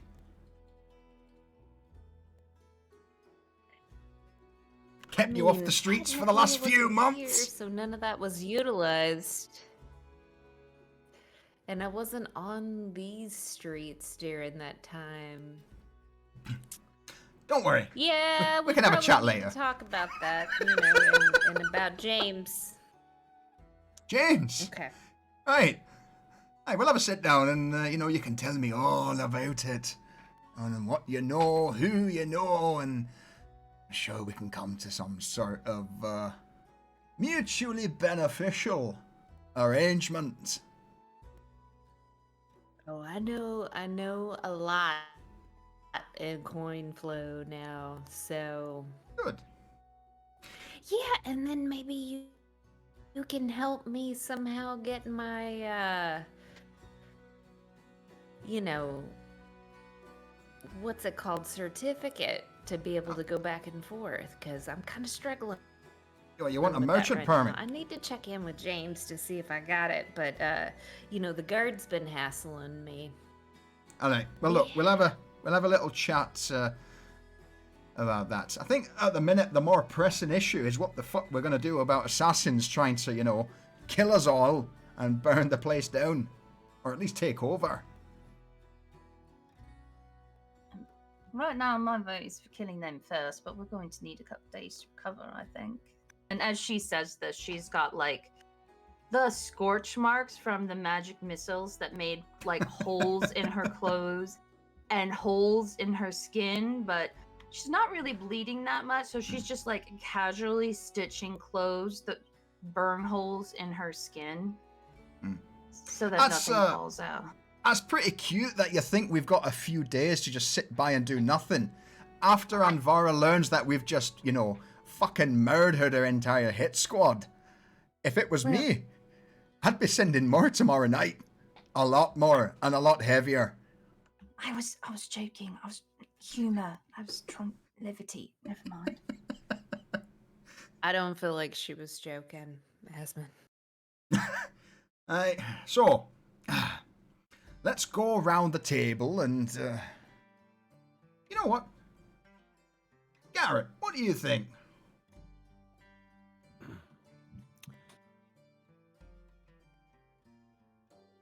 I believe we're probably going to get attacked in force.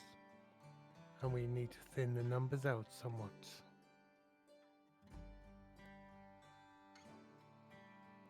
Alright, yeah. Safer. I agree. Of course you do. Well, if I might add, Osmond, I think go a on. big part of the problem is they fucking know exactly where to find us right now, right? Hey, Is that a bad thing? Aye, it is. Why? Because they know exactly where to find us. Yeah, but now we know exactly where they're gonna come. and don't we know where to find them? Yeah. We do. But if they've more manpower than us right now, which I suspect they might behoove us to not be where we know they're going to be. At least, for the next 24 hours. Well, then who's gonna protect the folly? Or do we just say, you know what, fuck it, burn it down? Well, what's more important to you, your life or the tavern? Roll me a persuasion check.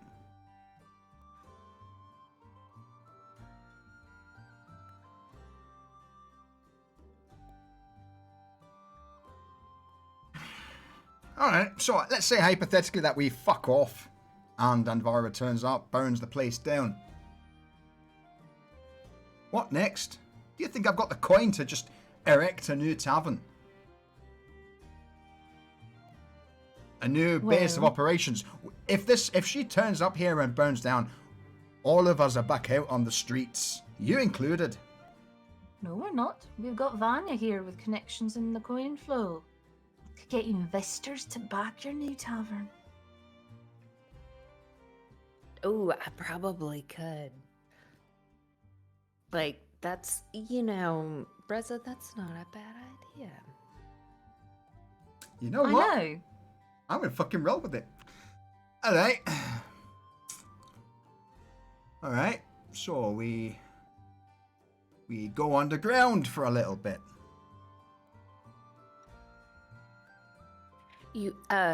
Osmond, but I have to get that merchant. Sure, let me just Certificate pull card a or merchant's whatever the pass out of my guards were fucking saying. arsehole. That's gonna take a Whoa. few days at least. Do you not have anyone else you can have a chat with Can't we who's... get somebody to make a fake? Yeah. I wasn't talking about like right now. Like I think we could have a couple of days, right? Or are we talking about not having a couple of days? I heard you say she might come tomorrow, but do we need it by tomorrow? Well, no, I don't think we do. You just need it before you go back into the coin flow, right? And you don't really need to go back into the coin flow with any sense of urgency Yeah. unless the fucking tavern gets burnt down and we have to go get investors. So, we've got- Which could be pretty fucking soon. it could be right. Fuck me! Do you Alright. have any connections to get something made? I mean, because right now No. I have tried everything. James has tried everything. Has James talked to you? I don't even know who No, fucking 'cause he's James in- is! The coin- Who the fuck's You, I didn't James? know who he was either.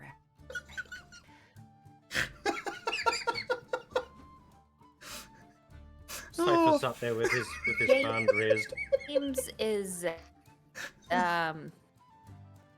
he's an associate. We work together. Can he bring me like Yes, 300 Cypher, yes. gold? Go ahead. Can he bring me 300 gold Words. in a pouch now or within the next day or two? Who, James or Aye. the guys that I'm working Whoever, I don't give a fuck who. Can one of your contacts bring me a pouch of gold with 350 fucking gold in there? Yes or no? I might need to go and like train him a little bit on how to get it, but I think the guys that we are working with could totally like back you. But what are you gonna give them for the 300 gold? I mean, they are investors. They're gonna want something in return. No! I just want to And at this point, Asmund just throws his arms up in the air, stands up from his chair. Alright, look, let's fuck's sake. Alright. We'll discuss this I need time to think. Fucking hell. Right. I've had an idea. But why would anybody? Wait, hold on, Reza. Just I'm gonna get this out there because I feel like I'm a little confused. Because why would somebody invest and not get anything in return? Well, that's it. So Okay, I'm if done. we're Go leaving, ahead, Reza. if we're leaving the tavern, right, to burn down, I need money to build the tavern back up, right? So, therefore, this sounds like if I can't get hold of the gold to rebuild the fucking folly, then I am not leaving the folly to burn down. Alright? Cypher, what you want to say? Aren't we getting the poison tomorrow? True. Yeah, so when they show up, why don't we just lay a trap and kill them all? I like that idea. Also, if they're looking for us four, what about if we have disguises? They're not after just you! They want me! And the place that we're living in! We can put you in a disguise too. You can say, oh yeah, Osmond sold it to me. I'm the new manager now. Shave his beard. No one. Fuck will off. ever see- I mean, Fuck he'll look right off! completely different. You're not shaving Did my you just say bastard shave beard, your you beard? Fucking You said shave the beard to the. Oh my god. Get out, alright, you! Fuck off! No, I'm done. We'll talk about this in the morning and then just fucking...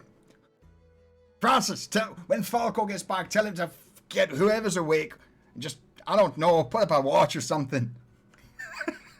And with that, Asmund stands up and just storms out of the folly, heading to the stairs, and you just hear doof, doof, doof, doof, angry footsteps before the slamming of a wooden door and an over-exaggerated as he closes all of the locks on his door. Vanya's gonna lean in. She's like, "Did I say something offensive?" Wow. Okay, yeah, you Pretty guys are quiet sure. too, so I must have.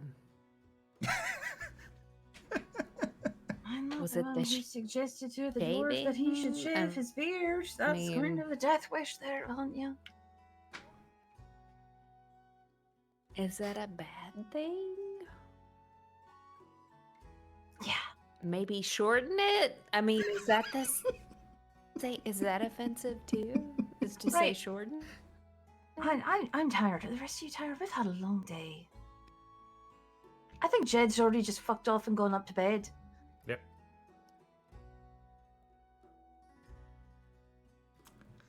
All right. I can tell you guys a story up there to help you sleep.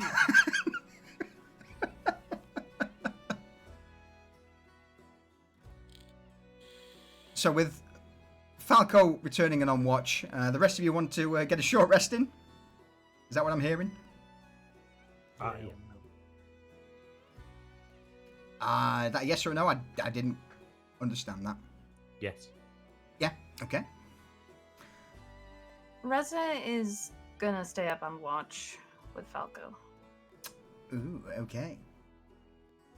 But she is also... I'll DM you. Okay. Vanya, are you going to regale them with anything? Oh, she is. That is the story. So, one thing is, Jed, in spite of returning with you all, as you make your way into the upper room, he is nowhere to be seen. But Vanya's tale that she is about to tell sort of directs the flow of conversation. What do you tell them, Vanya? She's gonna make up a story here, and you know, as they're all laying down, she's gonna say, "There once was this princess who visited a magical land What's princess? with her companion Ames. A princess is someone who is just special, and they visited a land that was magical with, you know, pretty buildings and pretty roads, and she met another man that had a lot of money, and he had met her in the streets and had come for her Shut the wares fuck up and go to sleep, you and her stupid services, witch! and I can hear you all the way down eventually here. invited her into his kingdom, where she set up Boom, shop boom, boom. for her and Ames. The door starts banging. Were able to operate. Hey! Hey! Shut the fuck up! Fucking Asmund's Did you guys at the hear other that? side of the door. Cypher's already fallen asleep. Enter, please. Would you like to hear the story No! as well? What? No! Just look! He points to Cypher, who's asleep. He's already asleep. Garrett.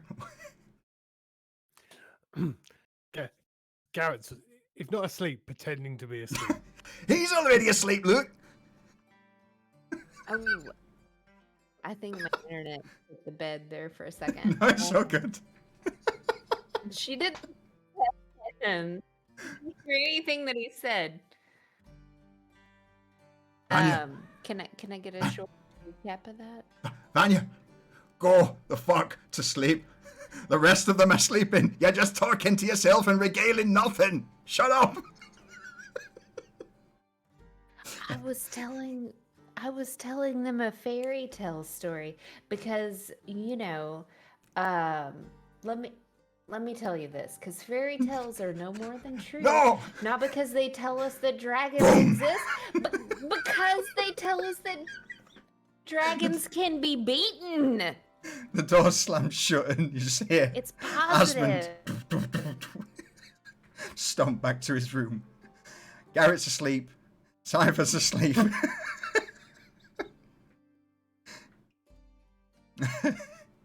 She's gonna roll over and just kind of mutter to herself and be quiet, and then falls asleep herself. All right. So for those of you who are getting a short rest in, obviously due to Vanya's regale, let's have a look. D6, is it? Extra D. Oh, no. D8, is it? No, D6, is it? Yeah. Yeah, D6. Yeah, 1d6. Yeah. So you get an extra 1d6 of healing. For those who need it anyway. Is that rolled by us or rolled by her? Vanya, roll a 1d6. I think it's rolled by you guys, isn't it? Hit dice. Each of those creatures regains an extra 1d. Yes, I think they can. But fuck it. Yeah, you all get an extra 3 HP.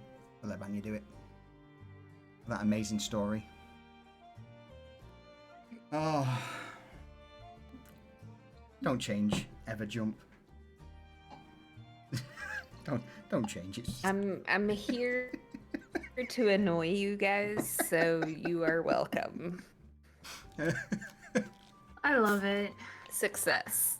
I love fake arguing with you, Jump. It makes my soul happy.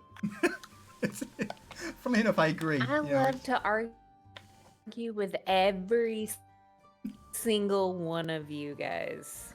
We need to rename Vanya to Karen. Like, if I get to character argue with you, it has made my day.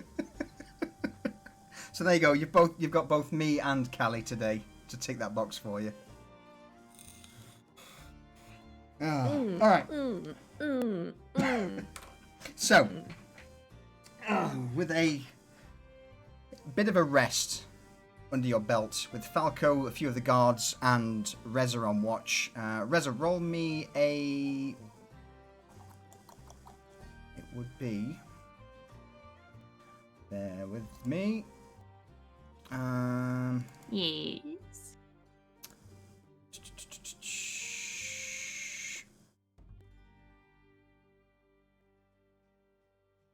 Roll me a 2d6, please. And that is the answer to your question.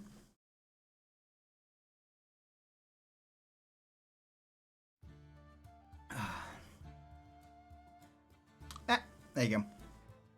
Alrighty. All right. So with the whatever that was over, the morning eventually. Well, I say morning. The time of waking comes, and in spite of Novostoya being in perpetual darkness, it's probably around about 8 a.m. in the morning. Falco reports to you all that there was nothing of interest in the night, with the exception of a single potential spy that was caught by both him and Reza that was dealt with pretty rapidly.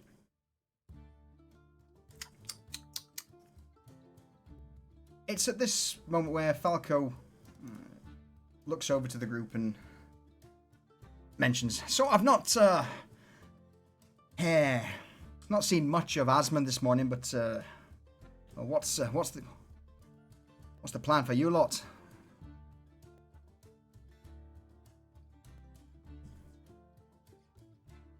We've got to nip out. Oh, Sorry, go on. got to go and pick up some poison for a little plan of mine. Oh, poison. That's just make sure you don't get caught with that, because the guards certainly look don't look too kind on carrying that shit around. But hey, you know what you're doing. I trust you all. Is there anything that you need from me or the rest of the lads while you're out? They could sharpen all caltrops. Sharpen caltrops? I mean, I can. Sorry, go on. Garrett, what are you saying? I was just say that's a brilliant idea. All right, I can get a few of the lads on sharpening some caltrops. I mean, it'll take. How many we're talking? Like 5 or 10, or? I dropped 2 bags on the counter. Oh, 20 fuck. caltrops in each bag. Oh, all right. I mean, it's going to take him a few hours, I would imagine, but I can certainly get some of the lads on that. I mean, are we talking like razor sharp or just enough to go through a boot? Definitely for a boot. A good thick one. All right. Look, give the lads about 3 hours, and we should fucking allow me to. He hefts the bag up. Make that 4 hours, and I can get the lads to sharpen these up. That shouldn't be an issue. Aye? Falco, we brought by like a day or two ago some new recruits. Are they? Is they still here? What's going on with that? Aye. In fact, to be honest with you, they've been out in the. And he points over the road towards the bunkhouse. In fact, some of them has been setting up over there. They said that they had a few errands to run, last few bits and pieces to, get whatever belongings they had. But to be honest with you, they should be here relatively soon. So that'll actually boost the numbers pretty well, to be fair. Oh, good. In fact, you know what? New recruits, I can get them. Call it 2 hours, Garrett, for that little sharpening. Mm-hmm. Just do me a favour and don't mention the poison. What poison? Exactly. Falco grins and offers a wink in response. New faces. I'm not sure I want to give my complete trust all this so soon. Aye, understandable. I believe there was a man. What was his name? Kruger, I believe. All right. I think he came over from the other side. Rough-looking bastard, bald head, bit of a scar on him. That's the one. Aye. What, do you want me to keep an eye on him? Yeah. Just in case. All right. Consider it done. Keep an eye on the bastard, and if he's a bit suspect, then he won't be bothering us anymore. You catch me drift? Yes.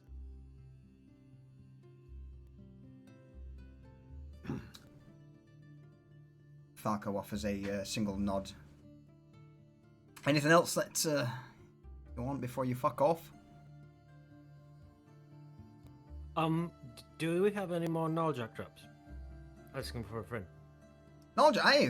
I mean, we've got like at least 4 or 5 more. I've reset a fair few of them, but some, well, they springs broke, so they need a repair. In fact, you can do me a favour at some point. There's about 4 or 5 broken nulljacks in the basement in a sack. If you could take that to Dwin's for me and get them repaired, then that'd be grand. But there's about at least another 4 that are currently ready to go.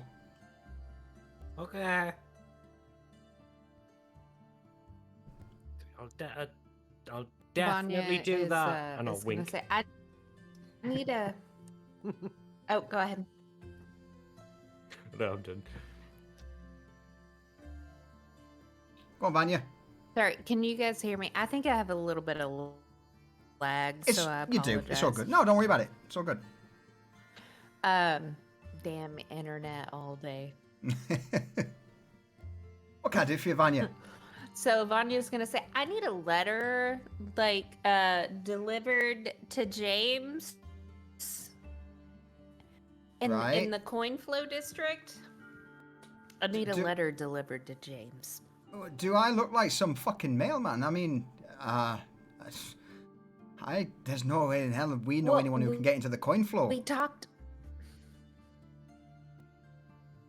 but we talked about, investors and things, and this is my letter for James to start having those conversations with those that are on stage 4 of our, of our Vanya, program. I'd love to help you. Talking about investing. But we don't have. Come on, I mean, look at the rest of the lads. They're all just scroats off the street. None of them will get into the coin flow district. You're going to need someone with a little bit more pizzazz, a bit more of a charismatic attitude about them to get into there. Someone who can blag it. I don't know anyone from our group, at least, apart from, well, maybe yourself, who can get into coin flow. At least just with the gift of the gab. So did Asmund talk about getting the certificate, the merchant certificate to get in, or no, I've not seen him all morning. He's been locked in his room. Is that something that you guys can acquire so that I can get that letter? As this is going nowhere, Garrett stands up and starts walking to the door. No, we don't have coin flow is literally, the posh end of town. We don't know anyone in there, Vanya. You're the only person who has gone in there. You're gonna have to think of a way in. Reza stands up too. Okay.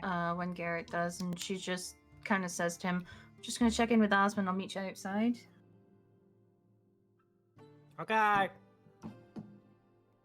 She's just gonna knock on Osmond's door. All right, well, I see that this is going nowhere, so I will keep this letter in my pocket, and if I can get it to him, I will. All right, well, good luck, Vanya, and sit by side, Garrett.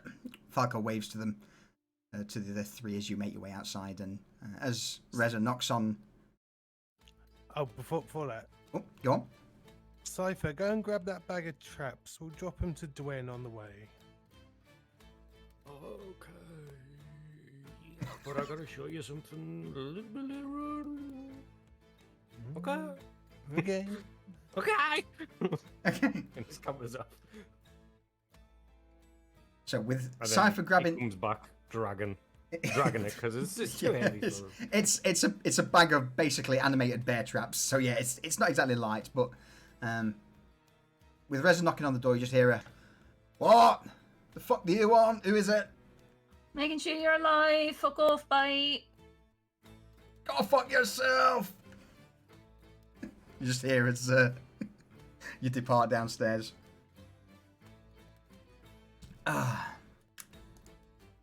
So, with all of you now, if I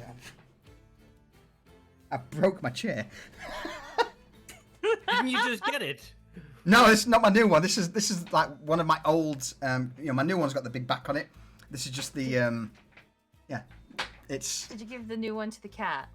the new one's to the cat. Yeah, this one at the minute, as you can probably see on stream, the central gas things just slipped out of the bottom, so it wobbles.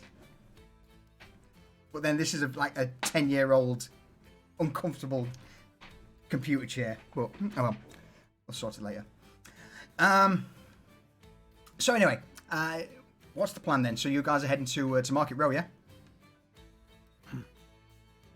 That's our first port of call, yeah. All right.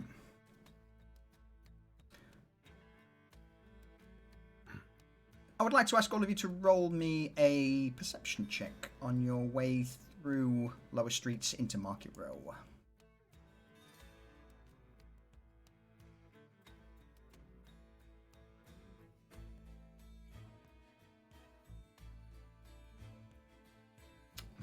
Vanya sees nothing.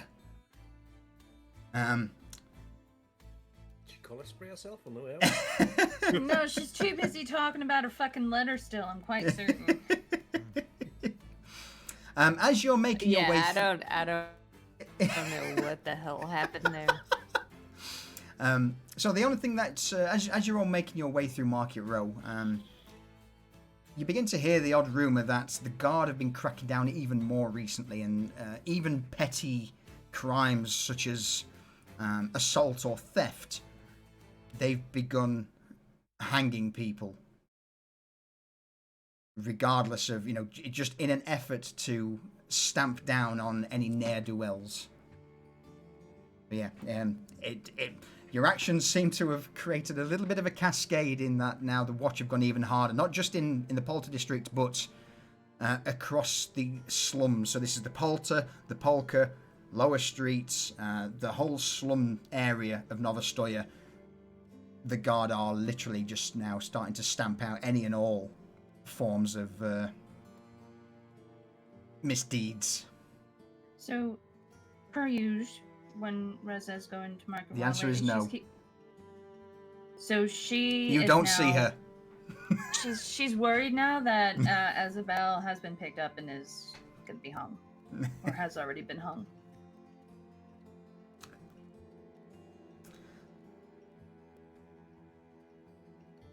So she's going to subtly ask about that at the appropriate places.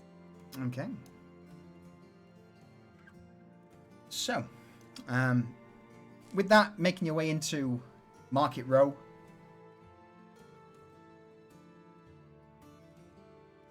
Talk to me. What's the plan? We're going to go and dump off this bag at Dwen's. Okay. Dwen asks no questions, as per the usual, and just offers a single nod towards Garrett. And she states that it'll take, probably about a day or so for her to repair the traps, and as expected, she will bill Asmund for the costs. Oh yeah.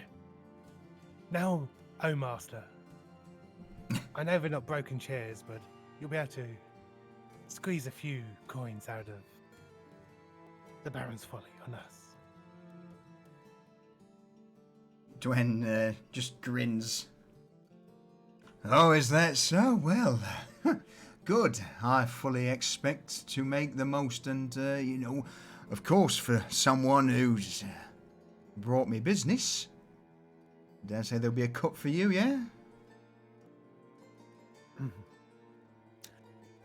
Anything you care to offer will be gratefully received, of course. All right, no need for the fucking sly and charismatic comments, Garrett. But, yeah, don't you worry about it. To be honest with you, Jed's been around a lot recently. Have you seen him today? He's not been by today. Haven't seen him since yesterday. All right, well, I'm sure he'll swing by. He's been turning up quite a lot recently. Quite a busybody, that lad is. Yeah, he's looked really tired for some reason. I don't know why. What can I say? He works hard, yeah.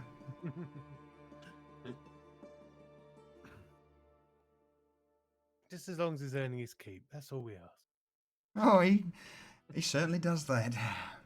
The half-orc woman just grins widely, puts her hands on her hips, and then looks to the bag of broken gnarljack traps.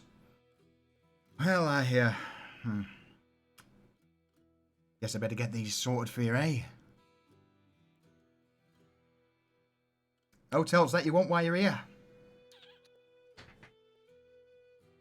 I could do with a few wooden stakes. What, do they have to be, like properly carved wooden stakes, or do you just want some sharp bits of wood? Just some sharp bits of wood that I can use in a pinch. Oh, all right, well, Reza- hang on a minute then. Go on, Reza raises her brow and kind of looks at Garrett. Garrett just gives her a look of pure innocence. You just see Dwayne just walk over to a barrel that's got various lengths of wooden beams in, and she just takes one out, unslings the hatchet from her tool belt, and just immediately starts going to town, chopping through these beams as large, roughly hewn stakes are just flied off this beam, and eventually she gathers, I would say about 15 together. That enough for you? Careful of the splinters. Absolutely perfect. Thank you. Alright, I've just fucked myself by giving you 15 wooden stakes, but why not?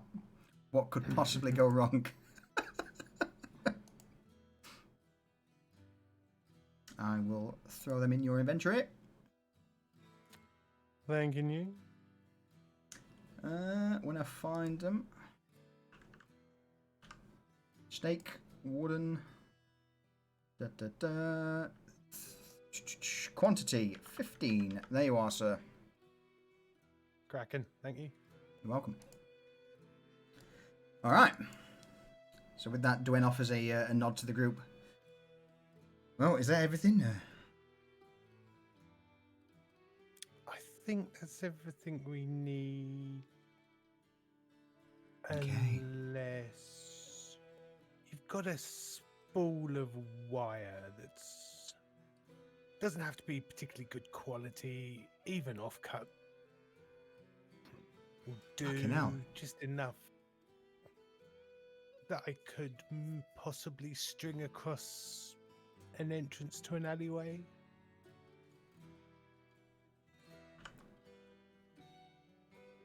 Dwayne immediately nods, making a little bit of a quip about, cleaning her out of all of her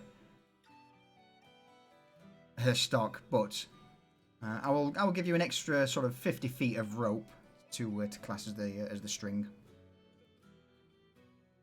Right, let me rename that. So yeah, she gives you a spool of string. That's about 50 feet in length. Pen outing. And do feel free to take the payment from whatever you were going to give me. No, don't worry about it. I'll just bill Asmund. It's fine. Absolutely perfect. Feel free to double the amount. Well, since you've said that, I think I will. All right, well, I wish you a good day. Enjoy whatever it is you're cooking up.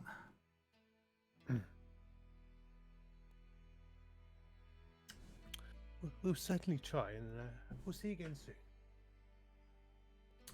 All right. And with that, you depart the wooden spike back into Market Row. I am going to call a quick be right back there, just so I can switch my chair out. Oops. Okay. Because, I mean, so go on. I could do with the loo myself, Yeah. so So- I'm good with this. We'll call a be right back for a drink and allow me to sort this out. Oh man. But yeah, just for chat's benefit, the bottom of the chair's come through the plastic, so it's just wobbling around at the minute. All right, won't be a sec.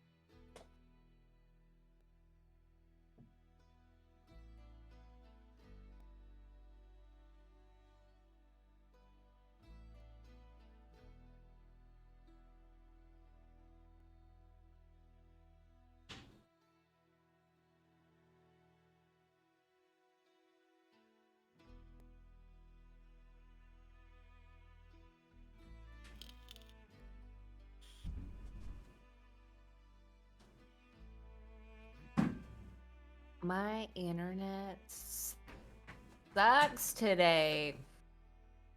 Yeah, you've been breaking up quite a bit. And I'm guessing there's an audio delay for us, for you, yeah? I'm back. Yeah. For sure.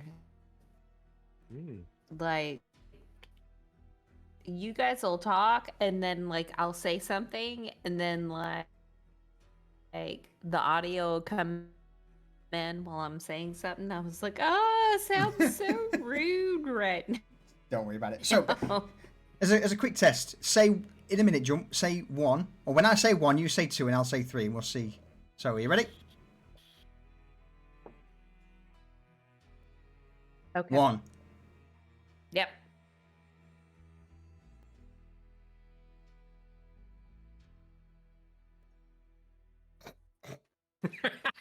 One.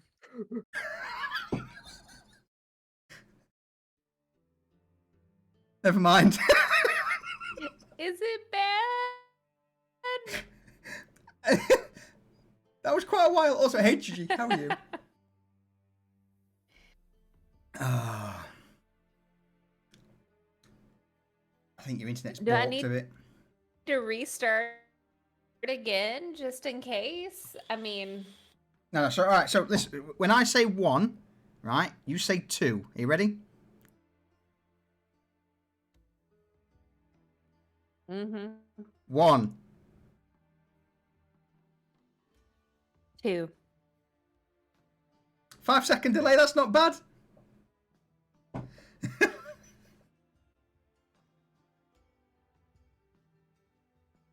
All right. So we know jumps on a 5-second delay. All right, so you guys wait 5 seconds before you talk. Count it out.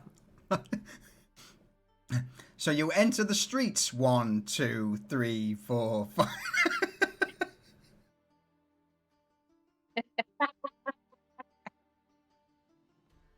Oh dear.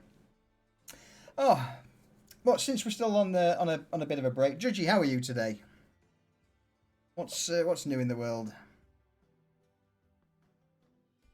Just these stupid sleeves. Ugh.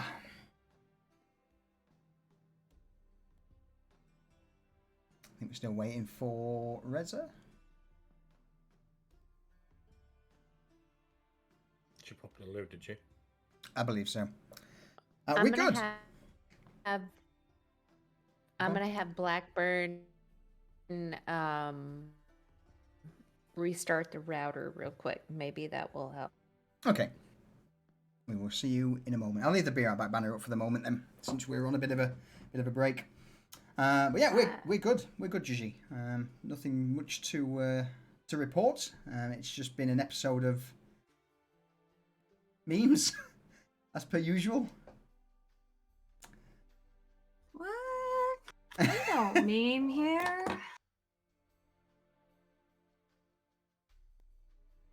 Of course not. What was it again? Snacksident? Fucking sacrifice. Snacksident. Oh. Thank you for your sacrifice. What am I going to do with you all, honestly? I mean, you're the one who said when we were playing this campaign, and I was like, "Ooh, I want to be a vampire." You're like, "Sure, let's do it." Oh, I'm all on board, you know. Yeah, it's great. It's and sort of, to be honest with you, it makes, as I've said, before, the world is shit and dismal and horrific and grey, but that doesn't mean your characters have to be. And I think, you guys hit it on the head of the serious when it needs to be, but at the same time keeping it meme worthy.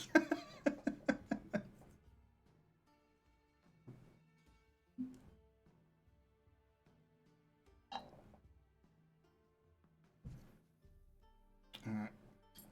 Well, I think jump may be a while, so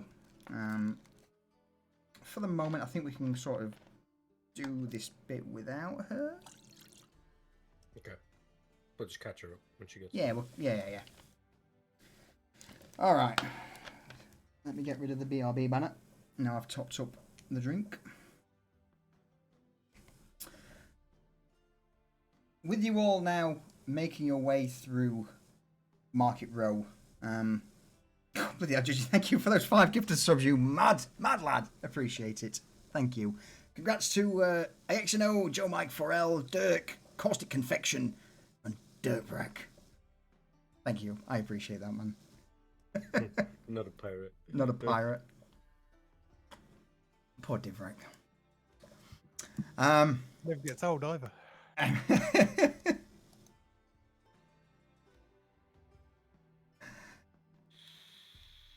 Oh dear. Hey, Aya, how you doing? All right, so what's the plan then? With you departing the Wooden Spike, Dwen's store pronunciation. Where are you all off to? We've got a oh, excuse me, appointment at the society. You do indeed. So making your way through the crowds of Market Row, you begin to turn into one of the side streets, down one of the tight alleys of Market Row, before eventually coming to a iron door, several bars across the top. The location of the Medicinae Societas, as they call themselves. And with a heavy rap on the iron door, the slit opens and a expressionless face appears at the grill. Yes? We have an appointment.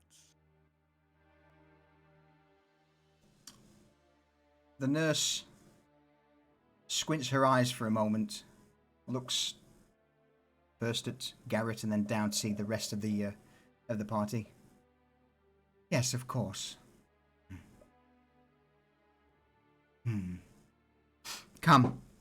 And with a heavy clang of metal as the shutters closed, you hear several locks being opened, and eventually the door swings wide, and the petite woman, clad in a long greyish robe, bows her head.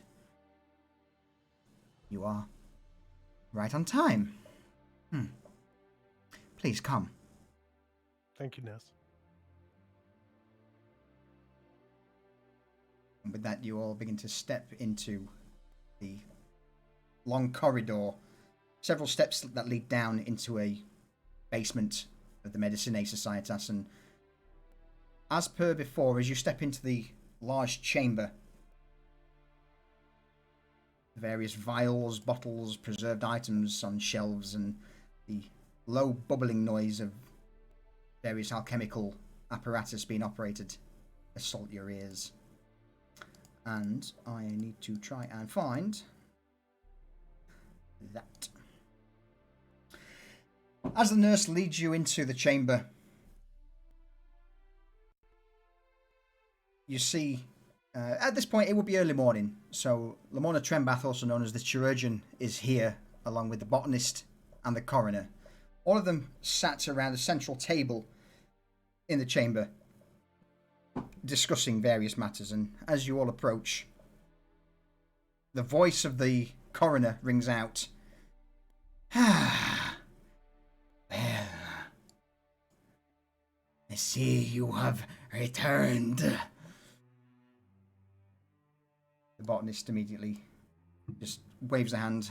Oh, don't mind him. He is surprisingly in a good mood today. How can you tell? You see the dryad just offer a slight smile as she motions to what appears to be a large crate sat on the table in front of the coroner. Well, he has... With my return yesterday, he thought it would be kind, generous of him to give you a gift. Yes. And as soon as she says gift, you just hear, "Hey, they're not exactly a gift. Do not make me out to be some sort of charity or good-natured individual. No, no. They are just things that I don't require anymore, and, well, they seem to be useful. You are useful, yes?" The coroner turns his somewhat milky-coloured eyes towards the group as you all step in. Half of Cypher's face turns into the coroner's face, and I go, "Very useful." Are you mocking me? Oh, wait a minute, you... And with a creak of bones, the undead raises from the table and just begins, using a cane as a walking stick, just walks over towards Cypher. Gets within like 3 inches of Cypher's face and starts to look him up and down. Changing. Malleable. Oh, you... Interesting.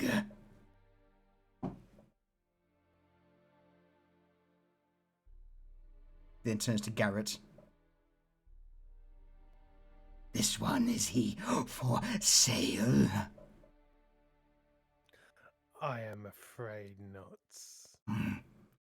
Shame. He's very dear to me. Shame. At that, Lamona Trembath at the back just utters, "Coroner, stand down. Stop getting in the faces of our guests, if you would be so kind." Coroner immediately, "Yes, of course, fine.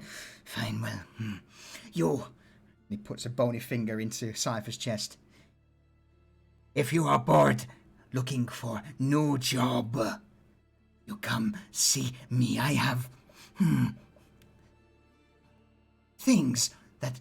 experiments that could be run on one such as you." Cypher looks at his collection of things in jars, and he goes, "Nah, I spent plenty of time in one of those, okay?" Reza kind of half steps in front of Cypher. And as she does that, the coroner turns to Reza. Oh, you again. Yes. Interesting. Fully, but not quite. I see. But still. You did a job. Poison. Yes. Botanist. Yes, I know. Come, gather round. Ignore the coroner for the moment. Your alchemical brew is ready. The Dryad motions to a few stools around the central table in the chamber. Is she looking better than she did when She you left does. Absolutely. The various tinges of green on her skin seem to be a little bit more vibrant than before.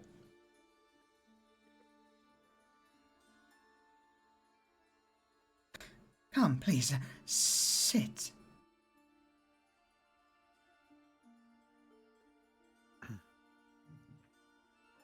I sit. Noticeably in between Cypher and the undead chappie over. Coroner, as he sits down, he's like an old man, lowers himself down to the chair and then looks around. The big one, where is he?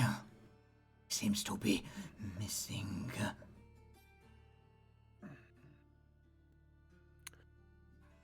He's indisposed at the moment.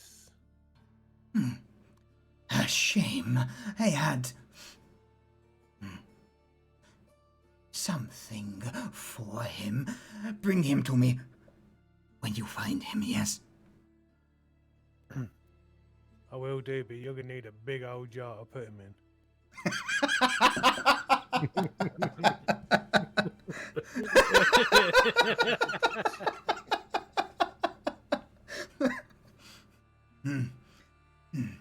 Yes, joke. Funny, yes. But no, not for Jarnoy. Never mind. Come, gather round. The Reza coroner. kinda sits. Oh, go on. I was just gonna say, positioning Reza's gonna be standing/sitting next to the coroner. Okay. The Chirurgeon, Lamorna, offers a single nod towards garroting greeting. And then she says, funnily enough, it appears that in spite of old Cranky here being somewhat, well, usually tight-fisted, seeing that the botanist returned not only safely but in good health, you have a few gifts for our associates, I believe, do you not? The coroner slowly nods. As well as the botanist, she also chimes in. I too have a few things to offer you all as thanks. Now, the first being the agreed upon potion. You see a branch reach out from the botanist's back over towards the side counter where it takes a rather large vial of a sickly green looking liquid, and as this branch reaches over, it places it on the table in front of you all. And the botanist motions towards it with her hand.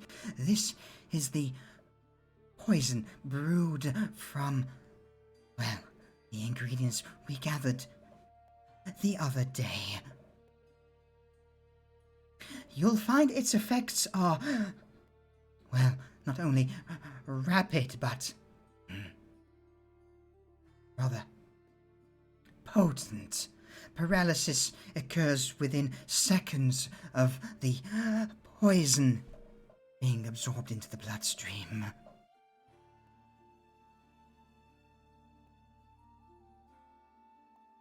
Oh. How long does it last? Well, that depends on the constitution, the body's ability to withstand poison, but minimum an hour.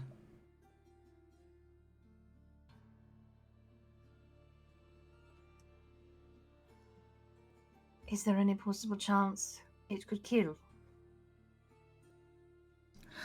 For those who are sickly, ill, malnourished, then yes, their heart could indeed stop beating and they would perish.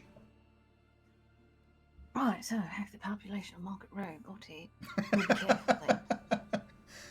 The botanist offers a slow nod. There. Believe this is more than sufficient for what you wanted. I could dilute it down a little further should you wish it to be less potent. No, I don't think we need that. I just wanted to confirm whether or not it was possible to cause death. But thank you. You are welcome, and you. She offers a respectful nod towards Garrett. Is there anything else you wish of the botanist?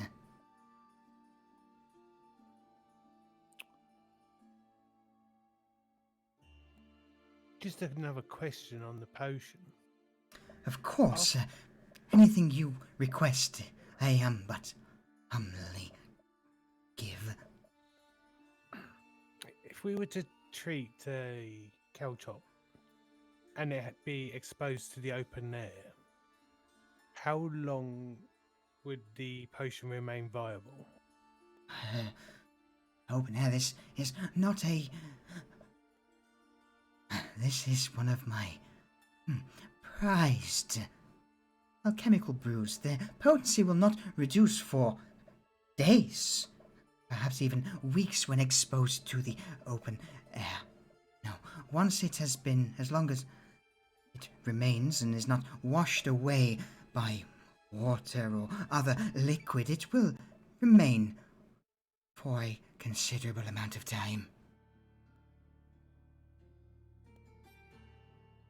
Good to know.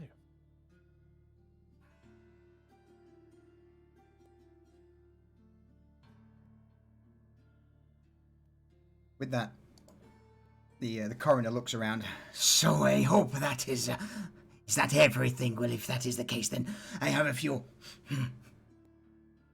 pieces of trash. Yes, trash that I need out of my inventory. They are just turning but dust in the store. So, here. The undead motions towards the crate in the center of the table as he begins to open the lid. As you all look inside, there seems to be a odd assortment of items. First, the coroner takes out 2 vials. The first one seems to be a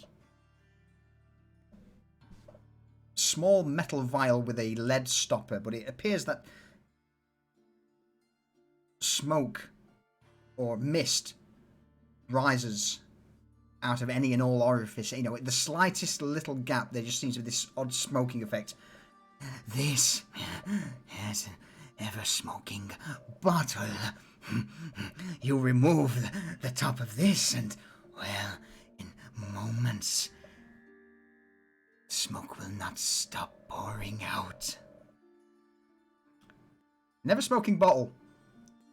When you use it, will create a thick cloud of smoke that pours out in a 60-foot radius from the bottle. The cloud's area is heavily obscured, and each minute the bottle remains open, and within the cloud, the radius increases by 10 feet until it reaches a maximum of 120 feet worth of smoke.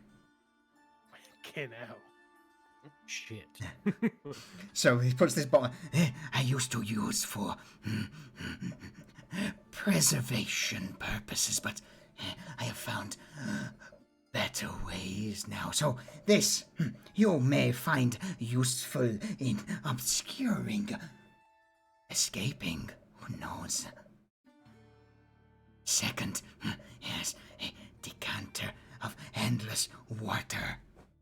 He puts another small potion vial next to this one, which is a decanter of endless water. Who wants me to put these in the inventory for now? You can sort it out in a moment. We can Go say on. Reza's just picking him up Okay. as he puts them out because she's sitting next to him. Okay, so I will put the decanter of endless water in your inventory, the ever-smoking bottle. Next, he takes a pair of what appears to be goggles, glasses. No, not yet. No. Later. Puts them to one side. Next. Yes, this old crystal. Yes, focusing crystal of mine. You and you. He points to both Vanya and Cypher. I sense latent powers within you. This will help you hone them, but for whoever wishes it, you fight amongst yourselves for that, yes? And he puts this focusing crystal down on the table. Vanya Next. looks Oh, sorry, go on. at Cypher and says, "I'll never fight you, Cypher." That's good, because you'd lose. Okay. She gives He then- him a smirk. Lastly, he takes a ring off of one of the fingers. For the moment, his finger also comes off with the ring. No, not the finger. No, just the ring. He reattaches his finger to his hand and then takes this ring. A ring of shielding. Yes. This I also gift to you. He puts the ring down on the table.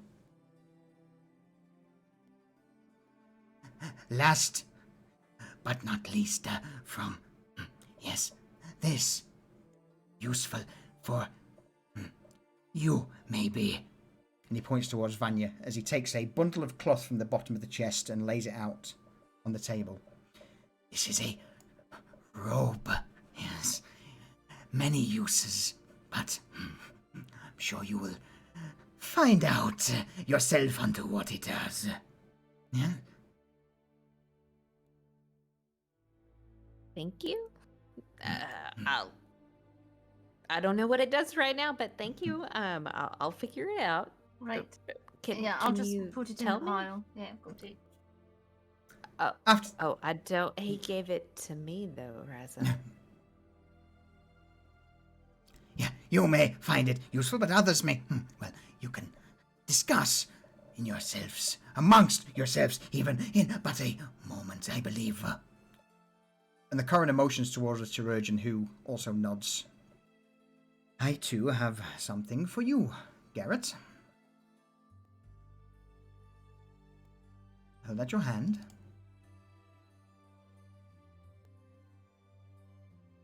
Cypher covers his eyes with one hand and holds out his other hand. Now you're not Garrett, are you? Okay. Garrett! And he grabs Garrett's hand.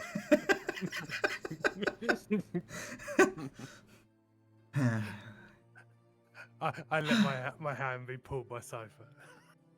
The chirurgeon places a exquisite bone knife into Garrett's hand. I believe you have earned this.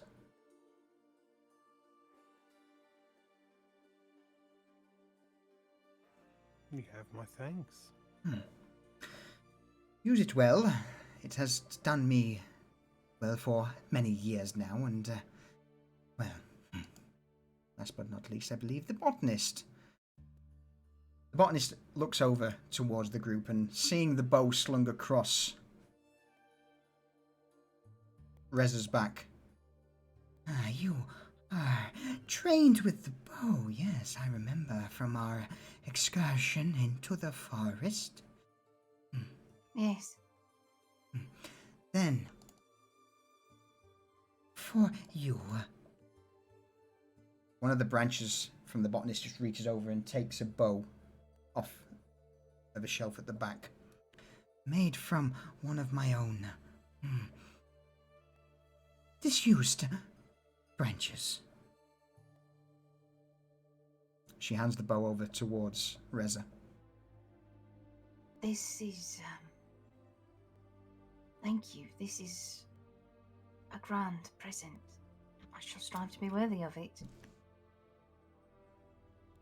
I had something else for the big oaf, but with him not being here, then again, I wish to hand it to him personally. Boy, man of his stature. I need to take a few measurements, yes? Corridor looks around, trying to see if Jed's there, but again, with him being missing. You do notice what appears to be a rather large slab of wood just resting against the side. Several old bloodstains against it.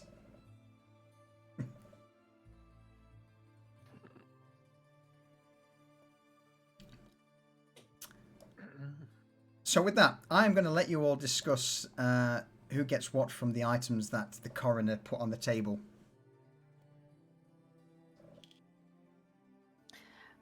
Vanya's gonna start. Well, I feel like he was specifically handing me the robe. Yes, here, fine. Here, I'll just take it. I mean, you put it in the pile. I don't care. mean, And she's I looking at don't her know. Alright. Vanya, I have put the robes into your inventory. Thank you. Would you say the other thing was a focus crystal? A focusing crystal, yes. Okay. That's, I linked the item in the thing. Oh, yes, I forgot you can do that. Yep. So, And I will... then... Oh, I didn't mean to use it, but yeah, there.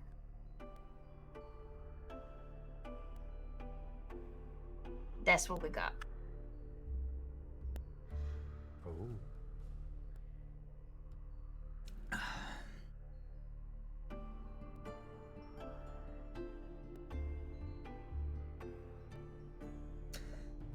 So, Vanya, just very quickly. That's... Do you understand what you've been given? No, not yet. I've got No? to pull it up. Okay.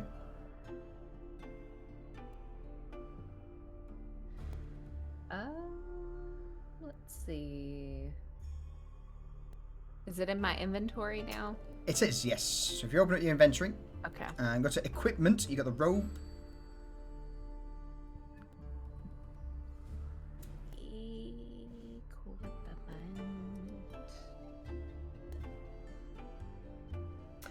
So while you're looking at that, the rest of you, what are you thinking? Is it robe of useful items? It is indeed. Okay. Let's see.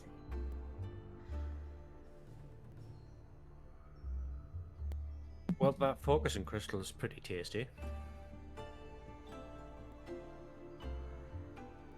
Yeah? Yeah. Yeah, that's pretty good. Upcast by 2 levels.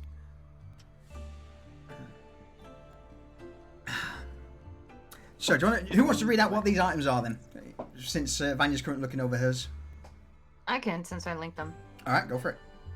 So the focusing crystal, once per long rest and by expending a bonus action, you can cast a spell through this crystal. The effects of the next spell cast is increased and classed as being upcast by 2 levels. On a critical failure for a spell, roll 1d4. If the result is a 1, the crystal shatters and is destroyed. And it's a bonus action. Mm-hmm. So And yeah, the so ring by, of Sorry, so go by, on. I was about to say, by spending your bonus action, you can basically get a free upcast to level 2, by 2 levels of a spell. So a level 2 will be a level 4, level 1 will be a level Correct. 3. Yes. Ring of Shielding. You throw up your hand, and a shield of arcane energy springs into existence, protecting you against imminent attacks. Once per long rest, as a reaction, you gain a +3 bonus to AC, Dexterity, Strength, and Constitution saving throws against an incoming attack. So since this is a reaction, it's you can only use it 1 time per long rest. Once per long rest. Yeah, once per long rest. Yeah. Okay. So yeah. Ever smoking bottle, you described that one. Decanter of endless water. The stoppered flask sloshes when shaken as if it contains water. The decanter weighs 2 pounds. You can use an action to remove the stopper and speak one of 3 command words, whereupon an amount of fresh water or salt water pours out of the flask. The water stops pouring out at the start of your next turn. Choose from the following options. You've got Scream, which produces 1 gallon of water. Fountain produces 5 gallons of water. Geyser produces 30 gallons of water that gushes forth in a geyser 30 feet long and 1 foot wide. And you can aim the geyser as a bonus action at a creature you can see within 30 feet. There's a DC 13 saving throw. Or take 1d4 bludgeoning damage and fall prone. That's pretty cool. So, a lot of them are indeed utility items, but I know you guys will put utility items to the test. The ever smoking bottle and the decanter of endless water have endless Yes. utility. Oh yeah. Oh yeah. Yeah. Mean. Yeah. Especially Next up, since the decanter sorry, of go on. endless water can knock over objects and move them 58 feet. Yes. Yes, so they are your utility items. Reza, Garrett also were handed specific weapons. Do you two want to talk about what you got there?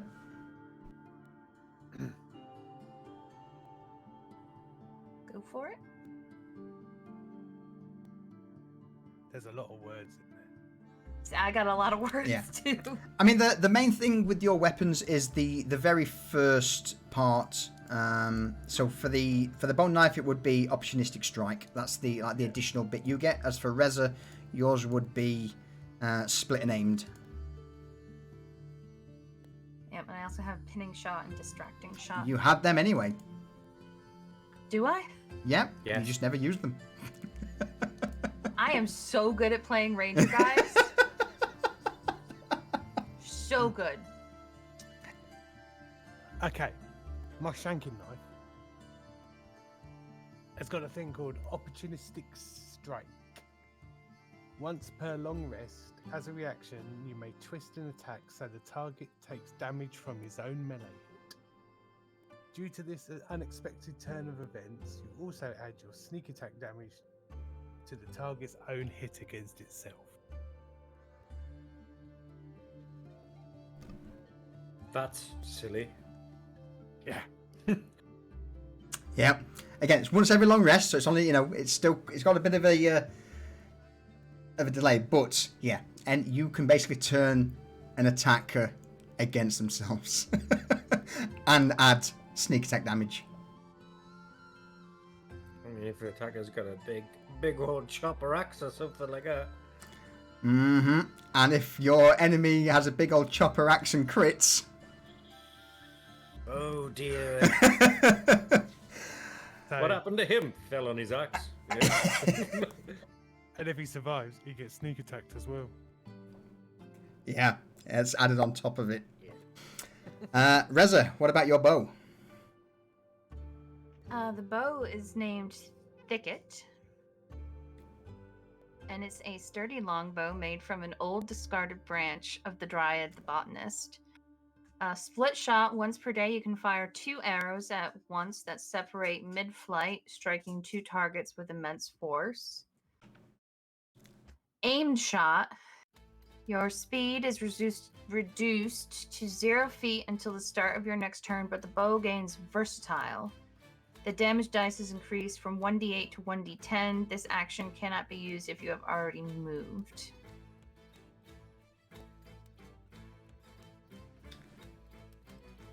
So, in theory, you can also chain aimed shot and split shot together. Oh dear. Mm. Got a little bit of reading to do. Vanya, Yes. What did I give you? I have some amazing colorful robes, which makes sense for her. So this robe has cloth patches of various shapes and colors, you know, very vibrant to what Vanya is. And those colors are beneath the exterior. So while wearing the robe, she can use an action to detach one of the patches and cause it to become the object it represents. So once the patch is removed, the robe becomes an ordinary garment. So those patches become like ordinary. And there is a long list of Yes, there is. what those patches are. I thought you might like that. About it. I do, because it I like this character with being kind of that support class, and I think all of these items help with that. Mm-hmm. So just as an example of what the robe of useful items can do, is there is a patch of an iron door, and you can slap this patch against a wall, and it will create a door in the wall that will allow you guys to pass through and then lock behind you, as an example. Okay. There is also things such as a pit trap, wooden windows, a brick wall, things of that nature. It is hands down a utility toolkit of survivability. You might regret that. I am going to regret it. I know I'm going to regret it. I know 110% I'm going to regret giving Vanya this cloak. Because there is a multitude of things that it can, you know. Granted, there's only 2 of each patch, so she can only use, you know, 2 of each thing there. But it's got things like lanterns, it's got 10-foot poles, it's got rope, sacks, wooden ladders, pit traps, doors, windows, brick walls. That you can just magic out of thin air. That you magic out of thin air. You slap the patch, if it's a pit trap, you slap the patch on the ground and a 10-foot pit trap appears. Or if you want to escape, you slap a patch of the door on the wall and a door appears. So yes, I am, as a DM, 110% going to regret giving Vanya this item. Because it has the potential to break everything. But I'm in it for the memes as well, so why not? And I know, you know, rather than giving Jump something straight up damage-wise, I'm like, you know what? Let's go. She's a mage at heart with a certain background, so let's lean into it. Oh, I'm gonna get creative for sure. Yeah. So yeah. Focusing crystal. Any takers? Yes. Yeah. Yes. It's shining. Cypher likes it. All right. In that case, we'll give the focusing crystal to Cypher. Ring of Shielding. Bear in mind, Jed's stuff's been put in the back for his visit. So what you're saying is we don't have to save something for him right now. Correct. Yeah. Yeah, I'd give that to Jed. Garrett, then.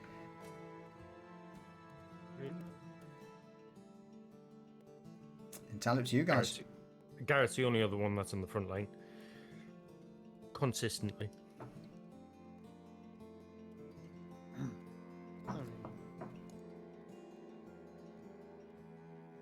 I could take it. But I would have probably been better for you as well.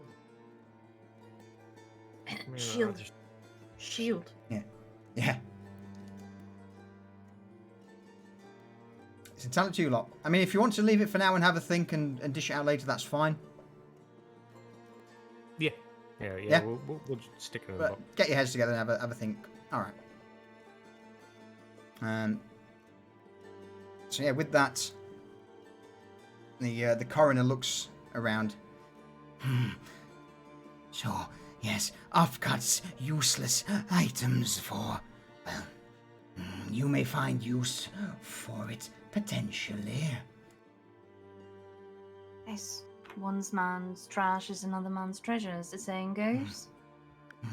Yes, and maybe in future there'll be other things that I could... I will have a look and see what is trash, yes? It's appreciated. But bring big one to me. I must examine, yes, examine him for things that may be useful.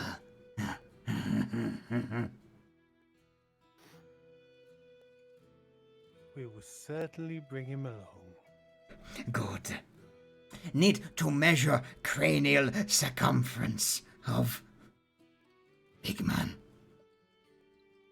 Large. Massive bombs. Huge schwad.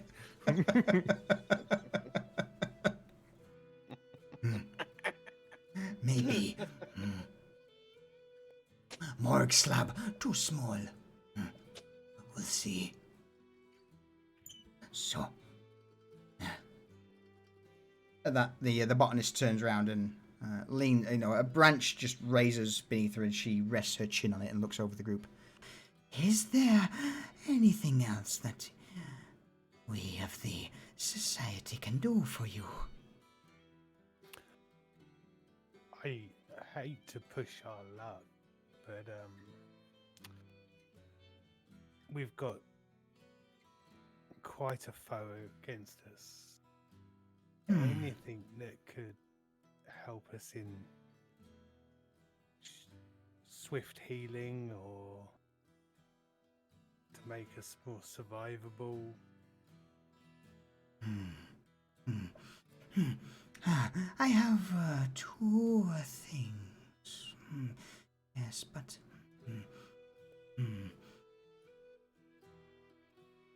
You will owe me a favor down the line.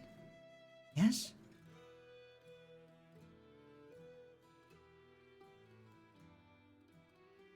A favor.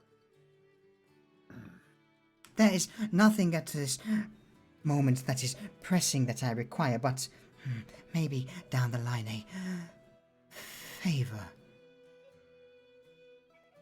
I would not ask one as yourself for anything out of your realms of possibility. I promise.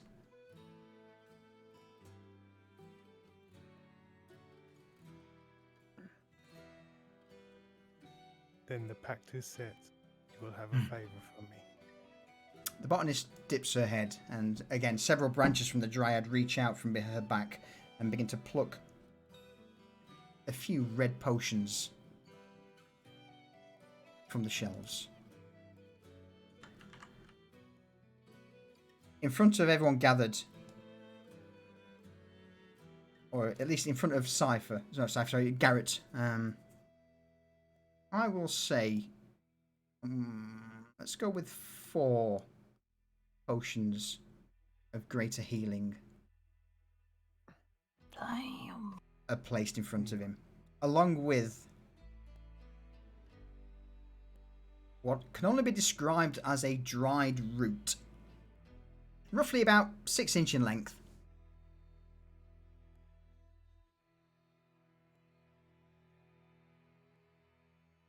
In a moment of dire need, cast this to the ground and water it.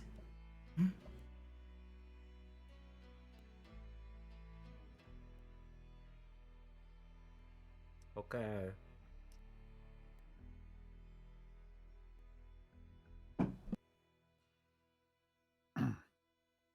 I accept your gifts in return of a favor to be used in a future time.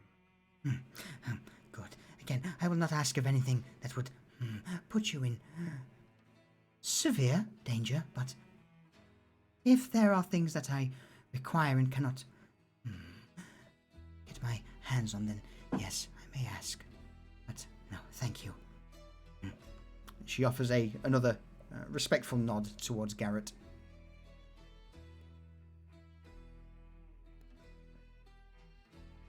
I return the nod.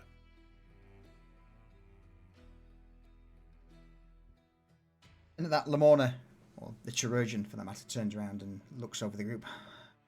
So, apart from all of the gift giving, I think you've made out rather well from us today. If I dare ask, what exactly is it that you are, or that requires such a strong poison? This is not something that one would request for just day-to-day activities. Is there anything that we could assist with by chance? Have you heard of a tiefling known as Avia Tavan? The tiefling causing issues in the Polter district by chance? Yes. We have managed to, we being Osmond and his crew, and Mark and his crew, have all managed to get on her bad side.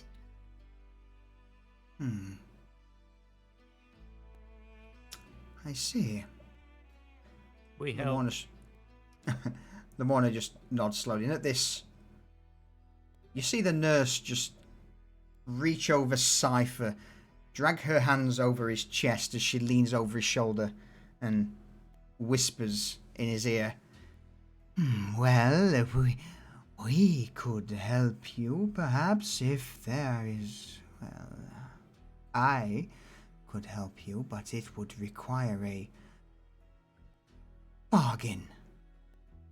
And as soon as that word's muttered, the coroner immediately just goes, No, you know there are no bargains to be made whilst under this roof. No. There are rules that we follow here, nurse, and do not break the rules. No bargains. Understood? The nurse immediately recoils, taking her hands away from Cypher as she steps back and offers a nod. Understood. My apologies. My nature got the better of me for a moment. Okay. Can I do an insight check on the nurse? Like, what is she?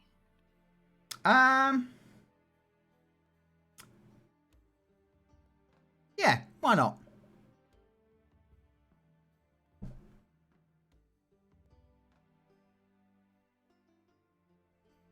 Roll me an insight check.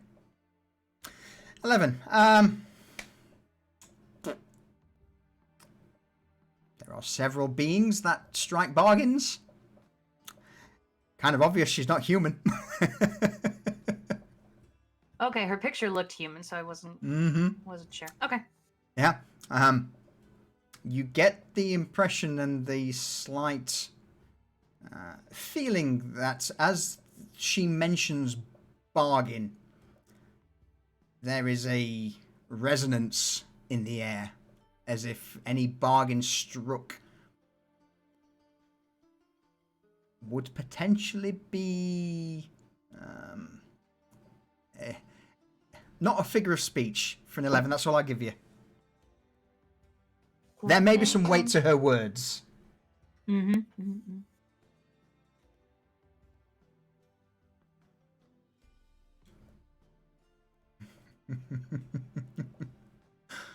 Oh, I love the society. Such a bunch of misfits. So after the coroner finishes reprimanding the nurse, Reza's gonna turn and look at him. and say, I seem to recall the first time we were here, you mentioned perhaps a discussion that could be had between yourself and myself. Yes, you are your associates, And he looks to the rest of the group. aware of your nature? Yes. Cypher goes. Yes, they are aware. The coroner just looks towards Cypher with a nod. Yes. Very well. You are not of the court, no? No. And the discussion is, are you of your choice as to what you are, or forced?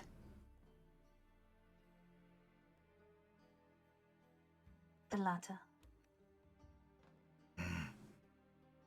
It is more a consequence of youth and poor choices than anything, but it is my consequence to bear. I see. Well, I cannot offer you the gift of life, but if you are in dire need of sustenance, yes, food, then I am willing to provide.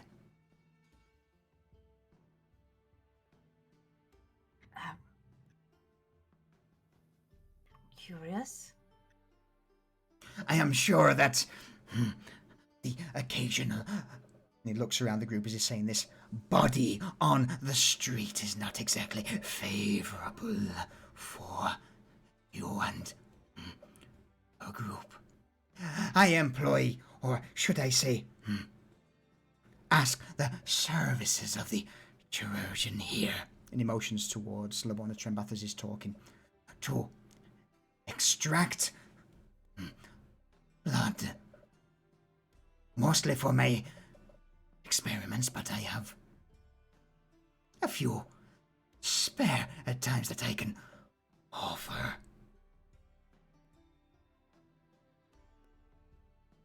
Thank you. That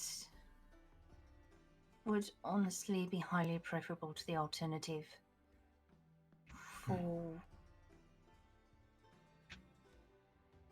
I will be honest, it is becoming more and more difficult. Good. Then, I will extend the same offer that the botanist offered. That in response, or as payment for blood, fresh, yes, you will owe me a favor. You have my word. DM grins. The DM liked this. The coroner slowly nods. May I ask you a question? Of course. Please do. I am curious as to what your nature is, if you are willing to share it.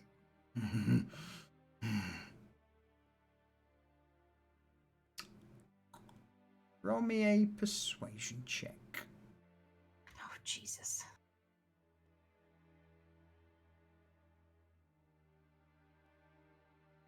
Nope, no, I knew that wasn't going to do it. The coroner sets his jaw for a moment. You just hear a click of bone as he nods. I once had dreams of grandeur. To live forever. Let us say that such dreams are merely that, and immortality, there is always a price to pay.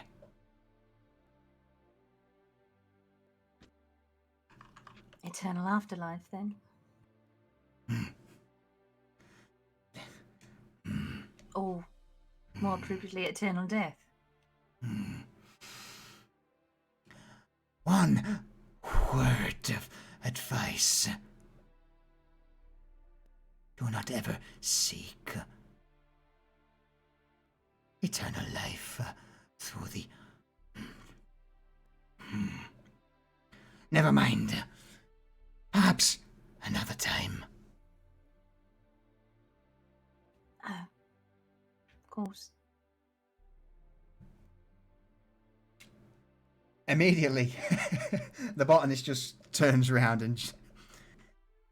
What he's trying to say is, the path to lichdom is fraught with perils, and one wrong move will... Silence! Dryad. Too much. Far too much. I need no more. Be assured, I do not seek eternal life. Far from it.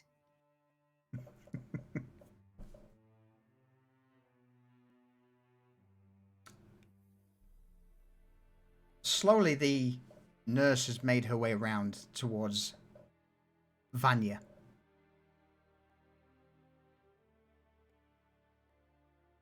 And with a slight cock of her head, she looks towards Vanya and... You are... special. May I borrow you for a moment? For a talk, a discussion?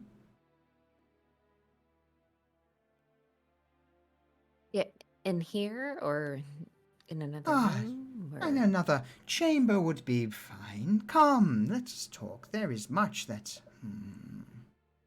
You intrigue me. And maybe something I have for you.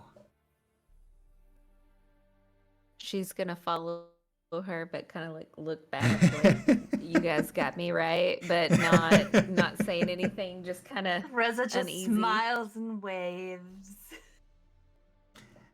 The parting words you hear from the coroner is, No bargains to be made under this chamber. You understand, nurse?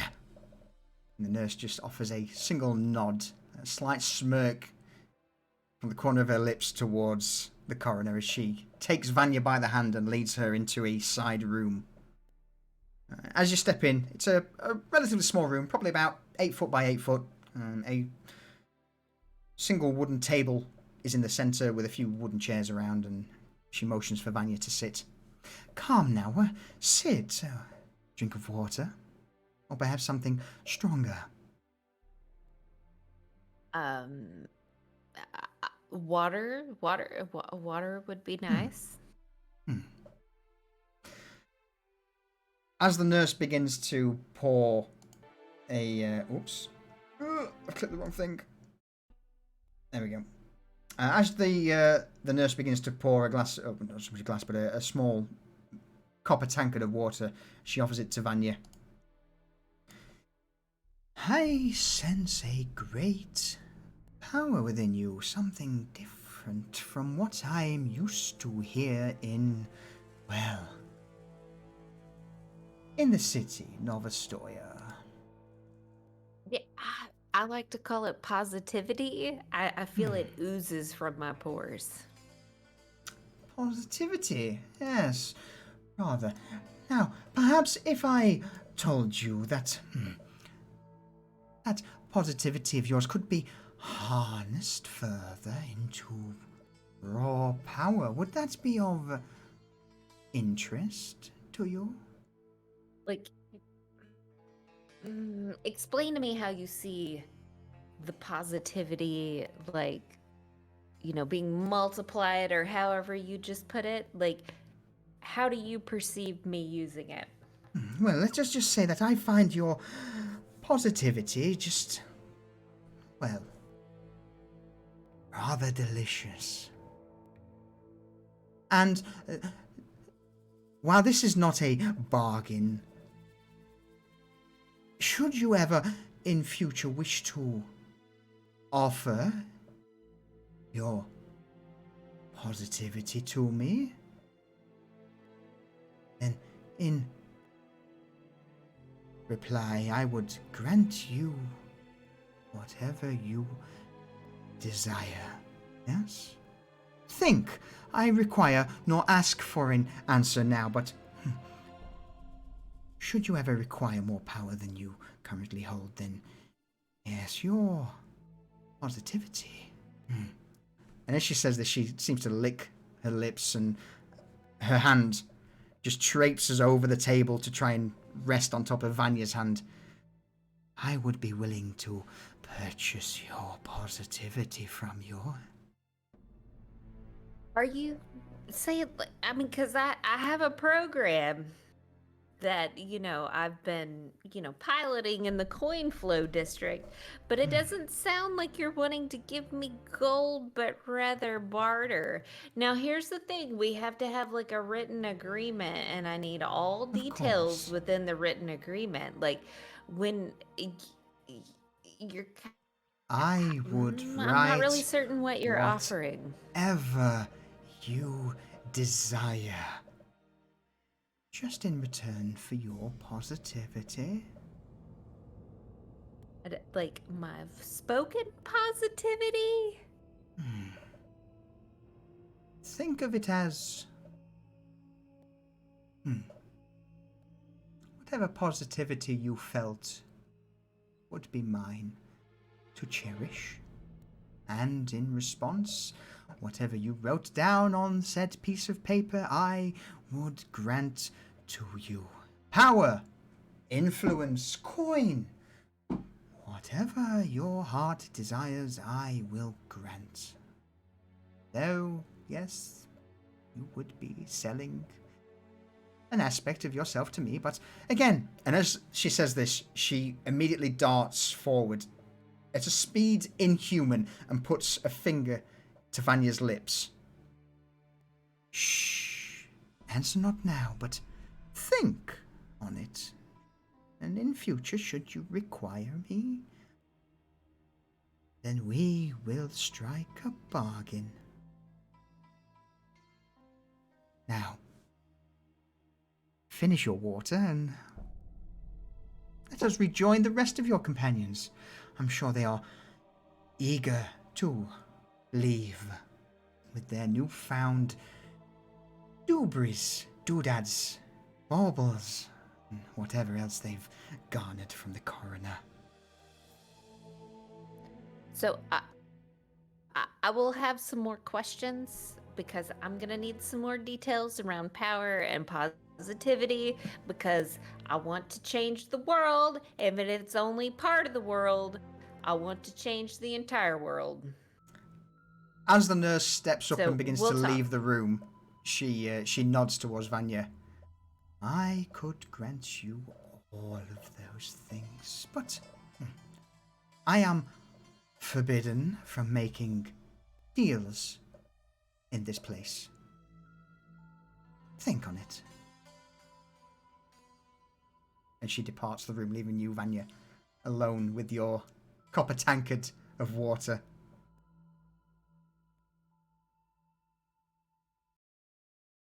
And she's just gonna sit there and just think about it, because I mean, she's a wheeler and dealer, so she's gonna think on it. Ah.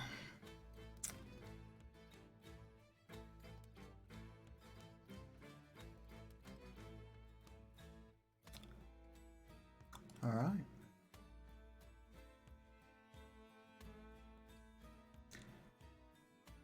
The rest of you notice the nurse return into the room, and as she does, you all notice that the chirurgeon, the botanist, and the coroner all cast a wary glance towards the nurse. And she just offers what can only be described as a innocent smirk towards the group as she nods before taking her seat back at the table.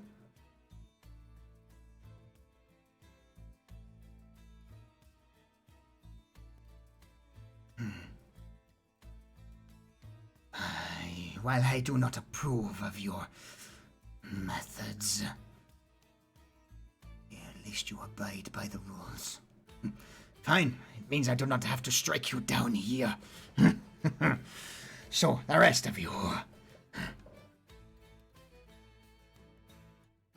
Anything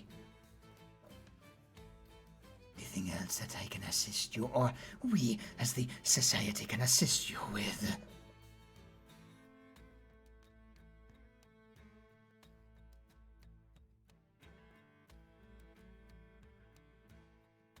Don't all jump at once.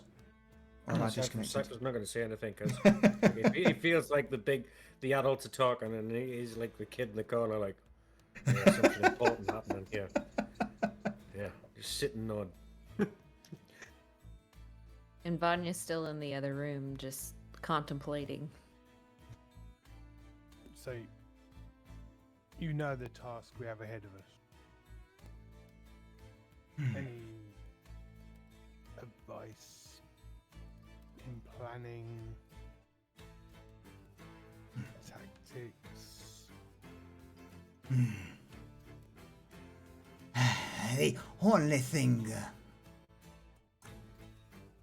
word has reached our ear that your magnanimous boss, the dwarf by the name of Mason, has an item of peculiarity.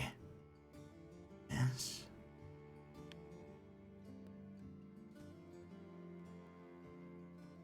He certainly has his fingers in a lot of pies. I am talking of one particular acquired orb.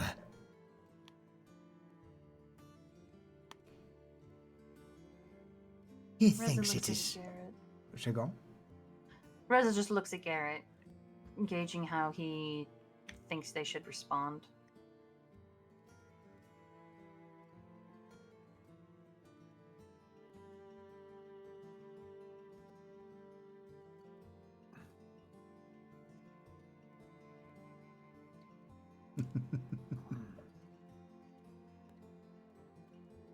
And hear the gears turning. Yeah. Your owner, associate, thinks that his antics were secure, secret even, but no. Many know. Or at least few in certain places know of what he has. Now that Anvara the Tiefling is, well, a mage of some renown, trained by the court. Personally, though names I'm not sure who, but they say that she is invested in acquiring said artifact from your dwarven compatriot. Do you know why? You know what this artifact of the dwarf can do, yes? We do. And so, you present that orb in close proximity to a mage, and what happens?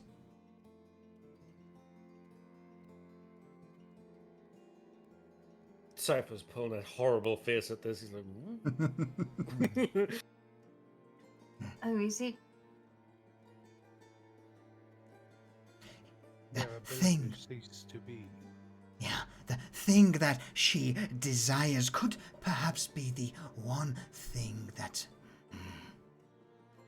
brings her downfall, yes?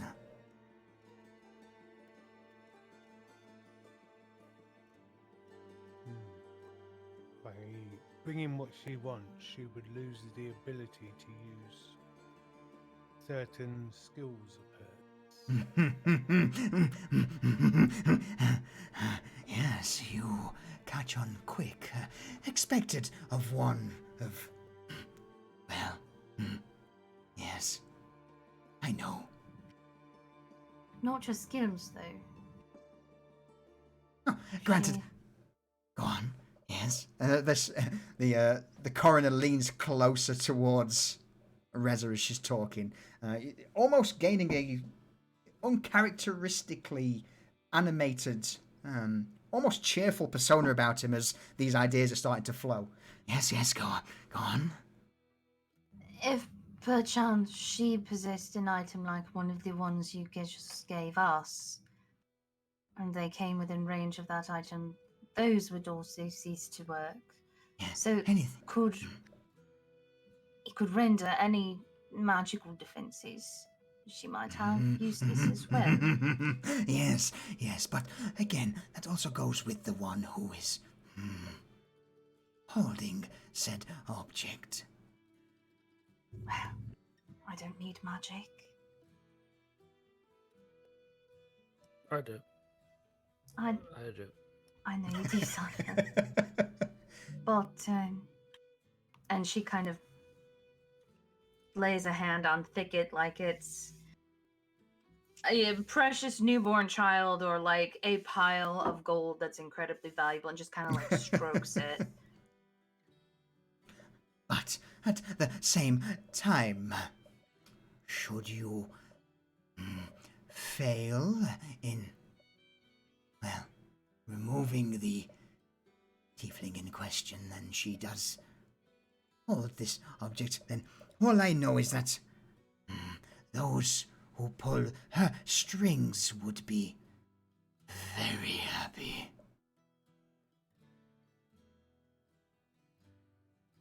But that is not a pit of snakes that you wish to delve in, nor ask, trust me. Deal with what is in front of you first, and should the others find you tasty as a morsel, then I will fill you in further. I think we already know a little bit more along that line. Then you would know not to get involved with those above her. Deal with the tiefling and settle down. Yes?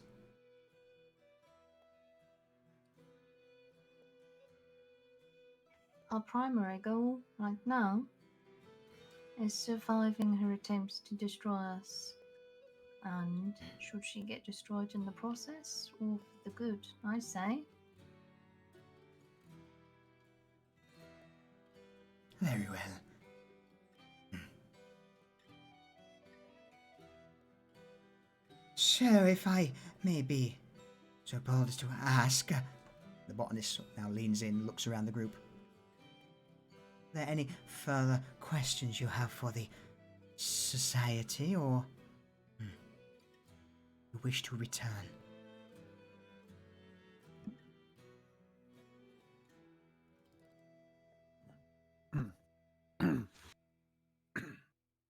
Oh, excuse me.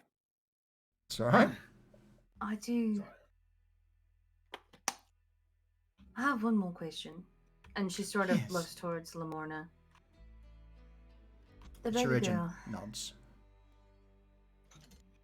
The beggar girl, Isabel. I haven't seen her in several days now. Hmm? Have you heard anything about her fate? I worry she's been caught up in the I hangings.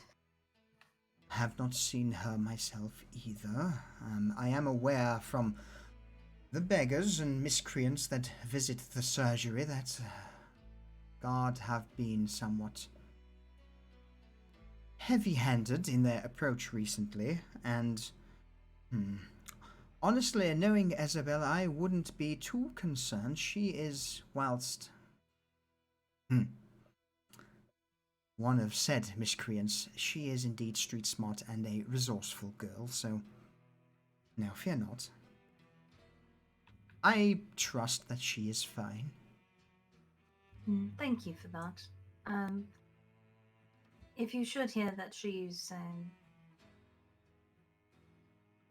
in need, tell her there's a place for her at the Folly, should she need it. Of course. Thank you. There is one... no.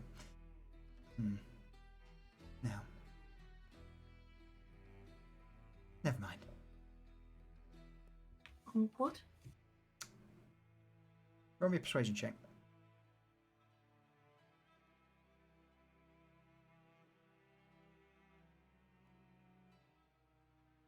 There is the... again, I've only heard it from one individual, but supposedly there's been a group of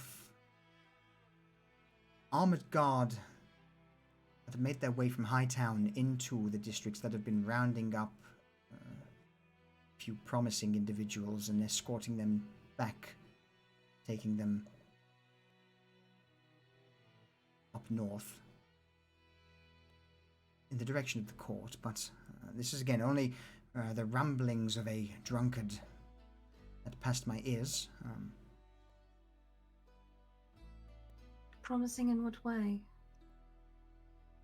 Again, I don't know the full details, just a group of black armored guards, who was those from the Hightown, have just been, taking mostly youngsters, boys and girls, for whatever. But again, this is from a drunkard. I don't know whether it's true or whether it's just something that he saw and imagined, what the peasantry and the beggars of lower streets are like. Rosa kind of just nods.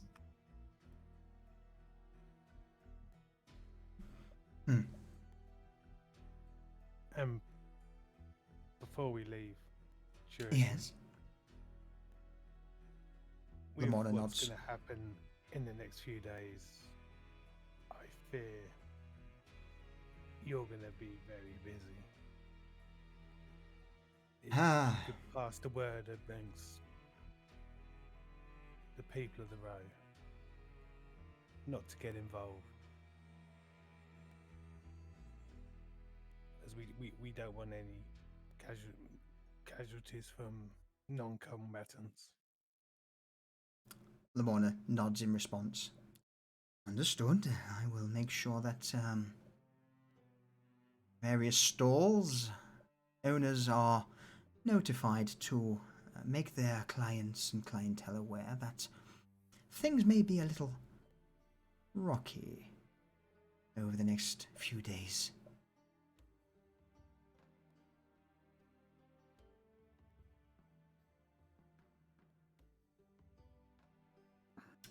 At that, the coroner claps his two bony hands together. All right, good. So, take your baubles and things and, well, should you need us, you know where to find us, yes? Yep. Thank you. Good. Garrett stands and gives a strange bow to the four masters of the Societas before leaving. Lamorna offers a respectful nod. The coroner just, in a dismissive fashion, waves his hand to the entire group to basically, in his own way, fuck off. The nurse, usual sly smirk that she has beneath the robes, and last but not least, the botanist almost repeats the bow in a very similar fashion to the group as you all depart. And the nurse herself will escort you to the door, popping her head into the side room to Vanya to coax her out. Oh, it's time. She Yes. stands up and follows the group. Would appear that you are all leaving. As she makes way to the door and you step out onto the cobbles of the alleyway, the nurse offers a final nod to the group. I wish you all a pleasant evening until we see each other again, yes?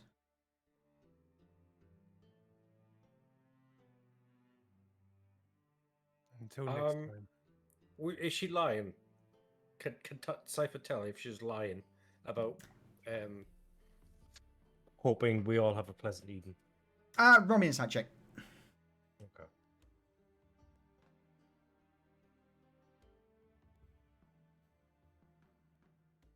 Okay. No, she's not lying. But, I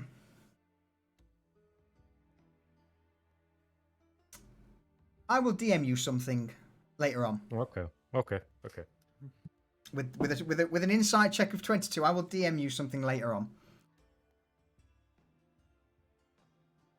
So, as you all depart, the iron door of the Medicinae Societas closes, and the various locks you hear echo around the street as the nurse closes the door, slams shut the shutter, leaving you all to your own devices.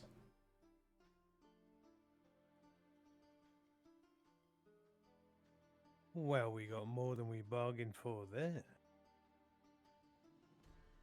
Yeah. And Cypher's stroking his shiny orb.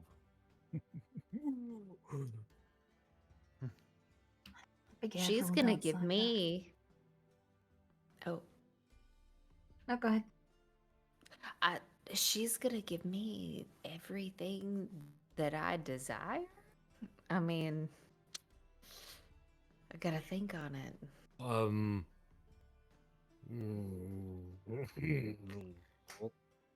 There you go. Okay. You okay, Cypher? Like, did you choke on something? Or spit?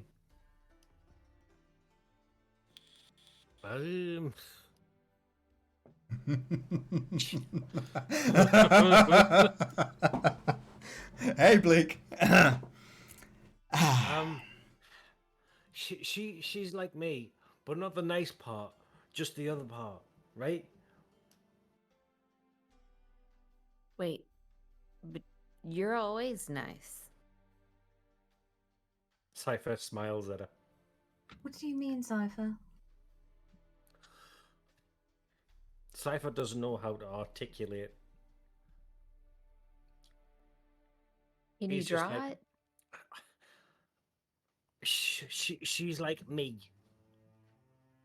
Not all Little? the way, but like part of me's like her, right? She drinks milk, curdled milk. Is it the shadow, Cypher? Sort of, yeah.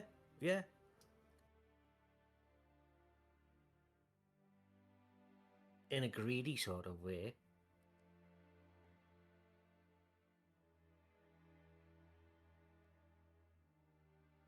So there's a side of you that I don't know, Cypher? I have lots of sides, and as he says that, his face fluxes into every face that he's ever seen.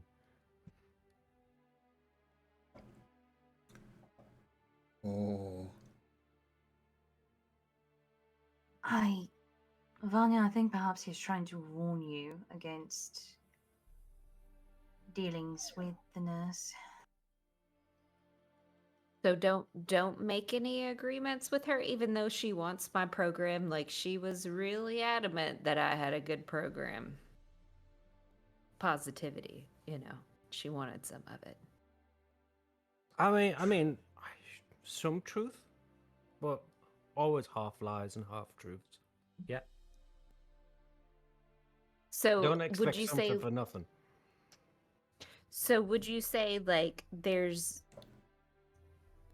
an underlying request under that, like that there's some additional meaning? I don't know. It's just a feeling, You Vanya, ever just get a feeling? I think you might have also heard what you wanted to hear, not what she was actually saying to you. Yeah, and that's the point, right?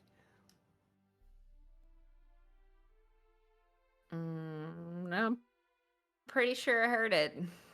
Okay, my head hurts. We'll keep talking about it because like it sounds like you're warning me, Yeah. but yet Yeah. you're not I being very. Oh, but you're not being very like you're like I need to stay away. It's very kind of soft, Vanya, like hey, make your own decisions. she's Yeah, no what's up? human. She talks about bargains. She's the fucking coroner warned her from making bargains. Don't fucking make a bargain with her. Don't sign anything. Yeah, if a corpse is telling you to be careful, you should probably be careful. Yeah. Okay.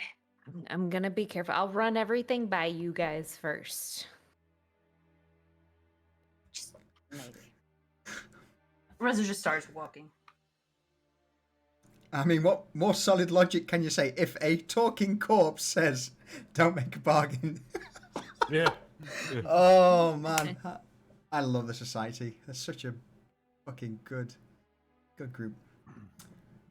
All right, so with that, you all begin to make your way back through Market Row. Do we have to pick up? Sorry. go on. Do we have to No. pick this? I can't remember. Were we picking this stuff up from Dwen today? No, she said a day or so. There's okay. Sure. All right. Well, what I will say is that for now, with you all making your way back through Market Row, are you heading towards the Folly? Yes? Yeah. All right. Well, we'll pick up next session as you return to the Folly in regards to the plans for what's potentially to come in regards to dealing with Anvara Taban and her group. Yeah, good with I that? guess tune in next week to find out who's missing this time when we get home. Yep. So yeah, you make your way. You get to the exterior of the Baron's Folly. This time, Falco and the guard are at the door, and that is where we will leave it this week. Oops. So yeah, on that, I dare say goodbye, chat. Goodbye, chat. Bye, chat. Bye. Boop. Oh, and with that, ladies and gentlemen, thank you for tuning in this Sunday eve afternoon for episode 10 of Pariahs. That was a good one. That was a good session. I enjoyed it immensely. So, let us...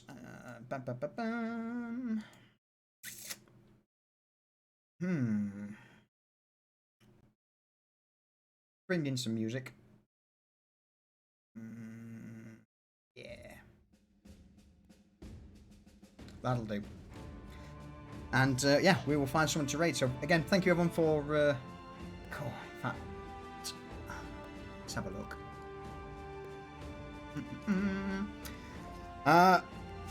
God blimey. Deez, thank you for the 49-month resub. Tier 3. To Callie, thank you for the 34-month resub. Sneeze with the 46 months. We then had Steel come in with a 49-month resub. And last but not least, Judgy, thank you for those 5 gifted subs. I really do appreciate it. And thank you for the support, everyone. I hope you enjoyed it all. Smith, just, dude, rum. Drink rum. It's good. It's good stuff. I'm on the Severed Hand today, which was a gift by a friend of mine, Mythic JJ, for helping him out with his stream. But yeah, Severed Hand, or the age-old classic Pirate's Grog. Smith, if you haven't tried Pirate's Grog yet, you should. Anyway, I'm going to flick over to the end scene. Bye. And we'll find someone to raid. Again, everyone, thank you kindly. I will see you all next Sunday for episode 11 of Pariahs.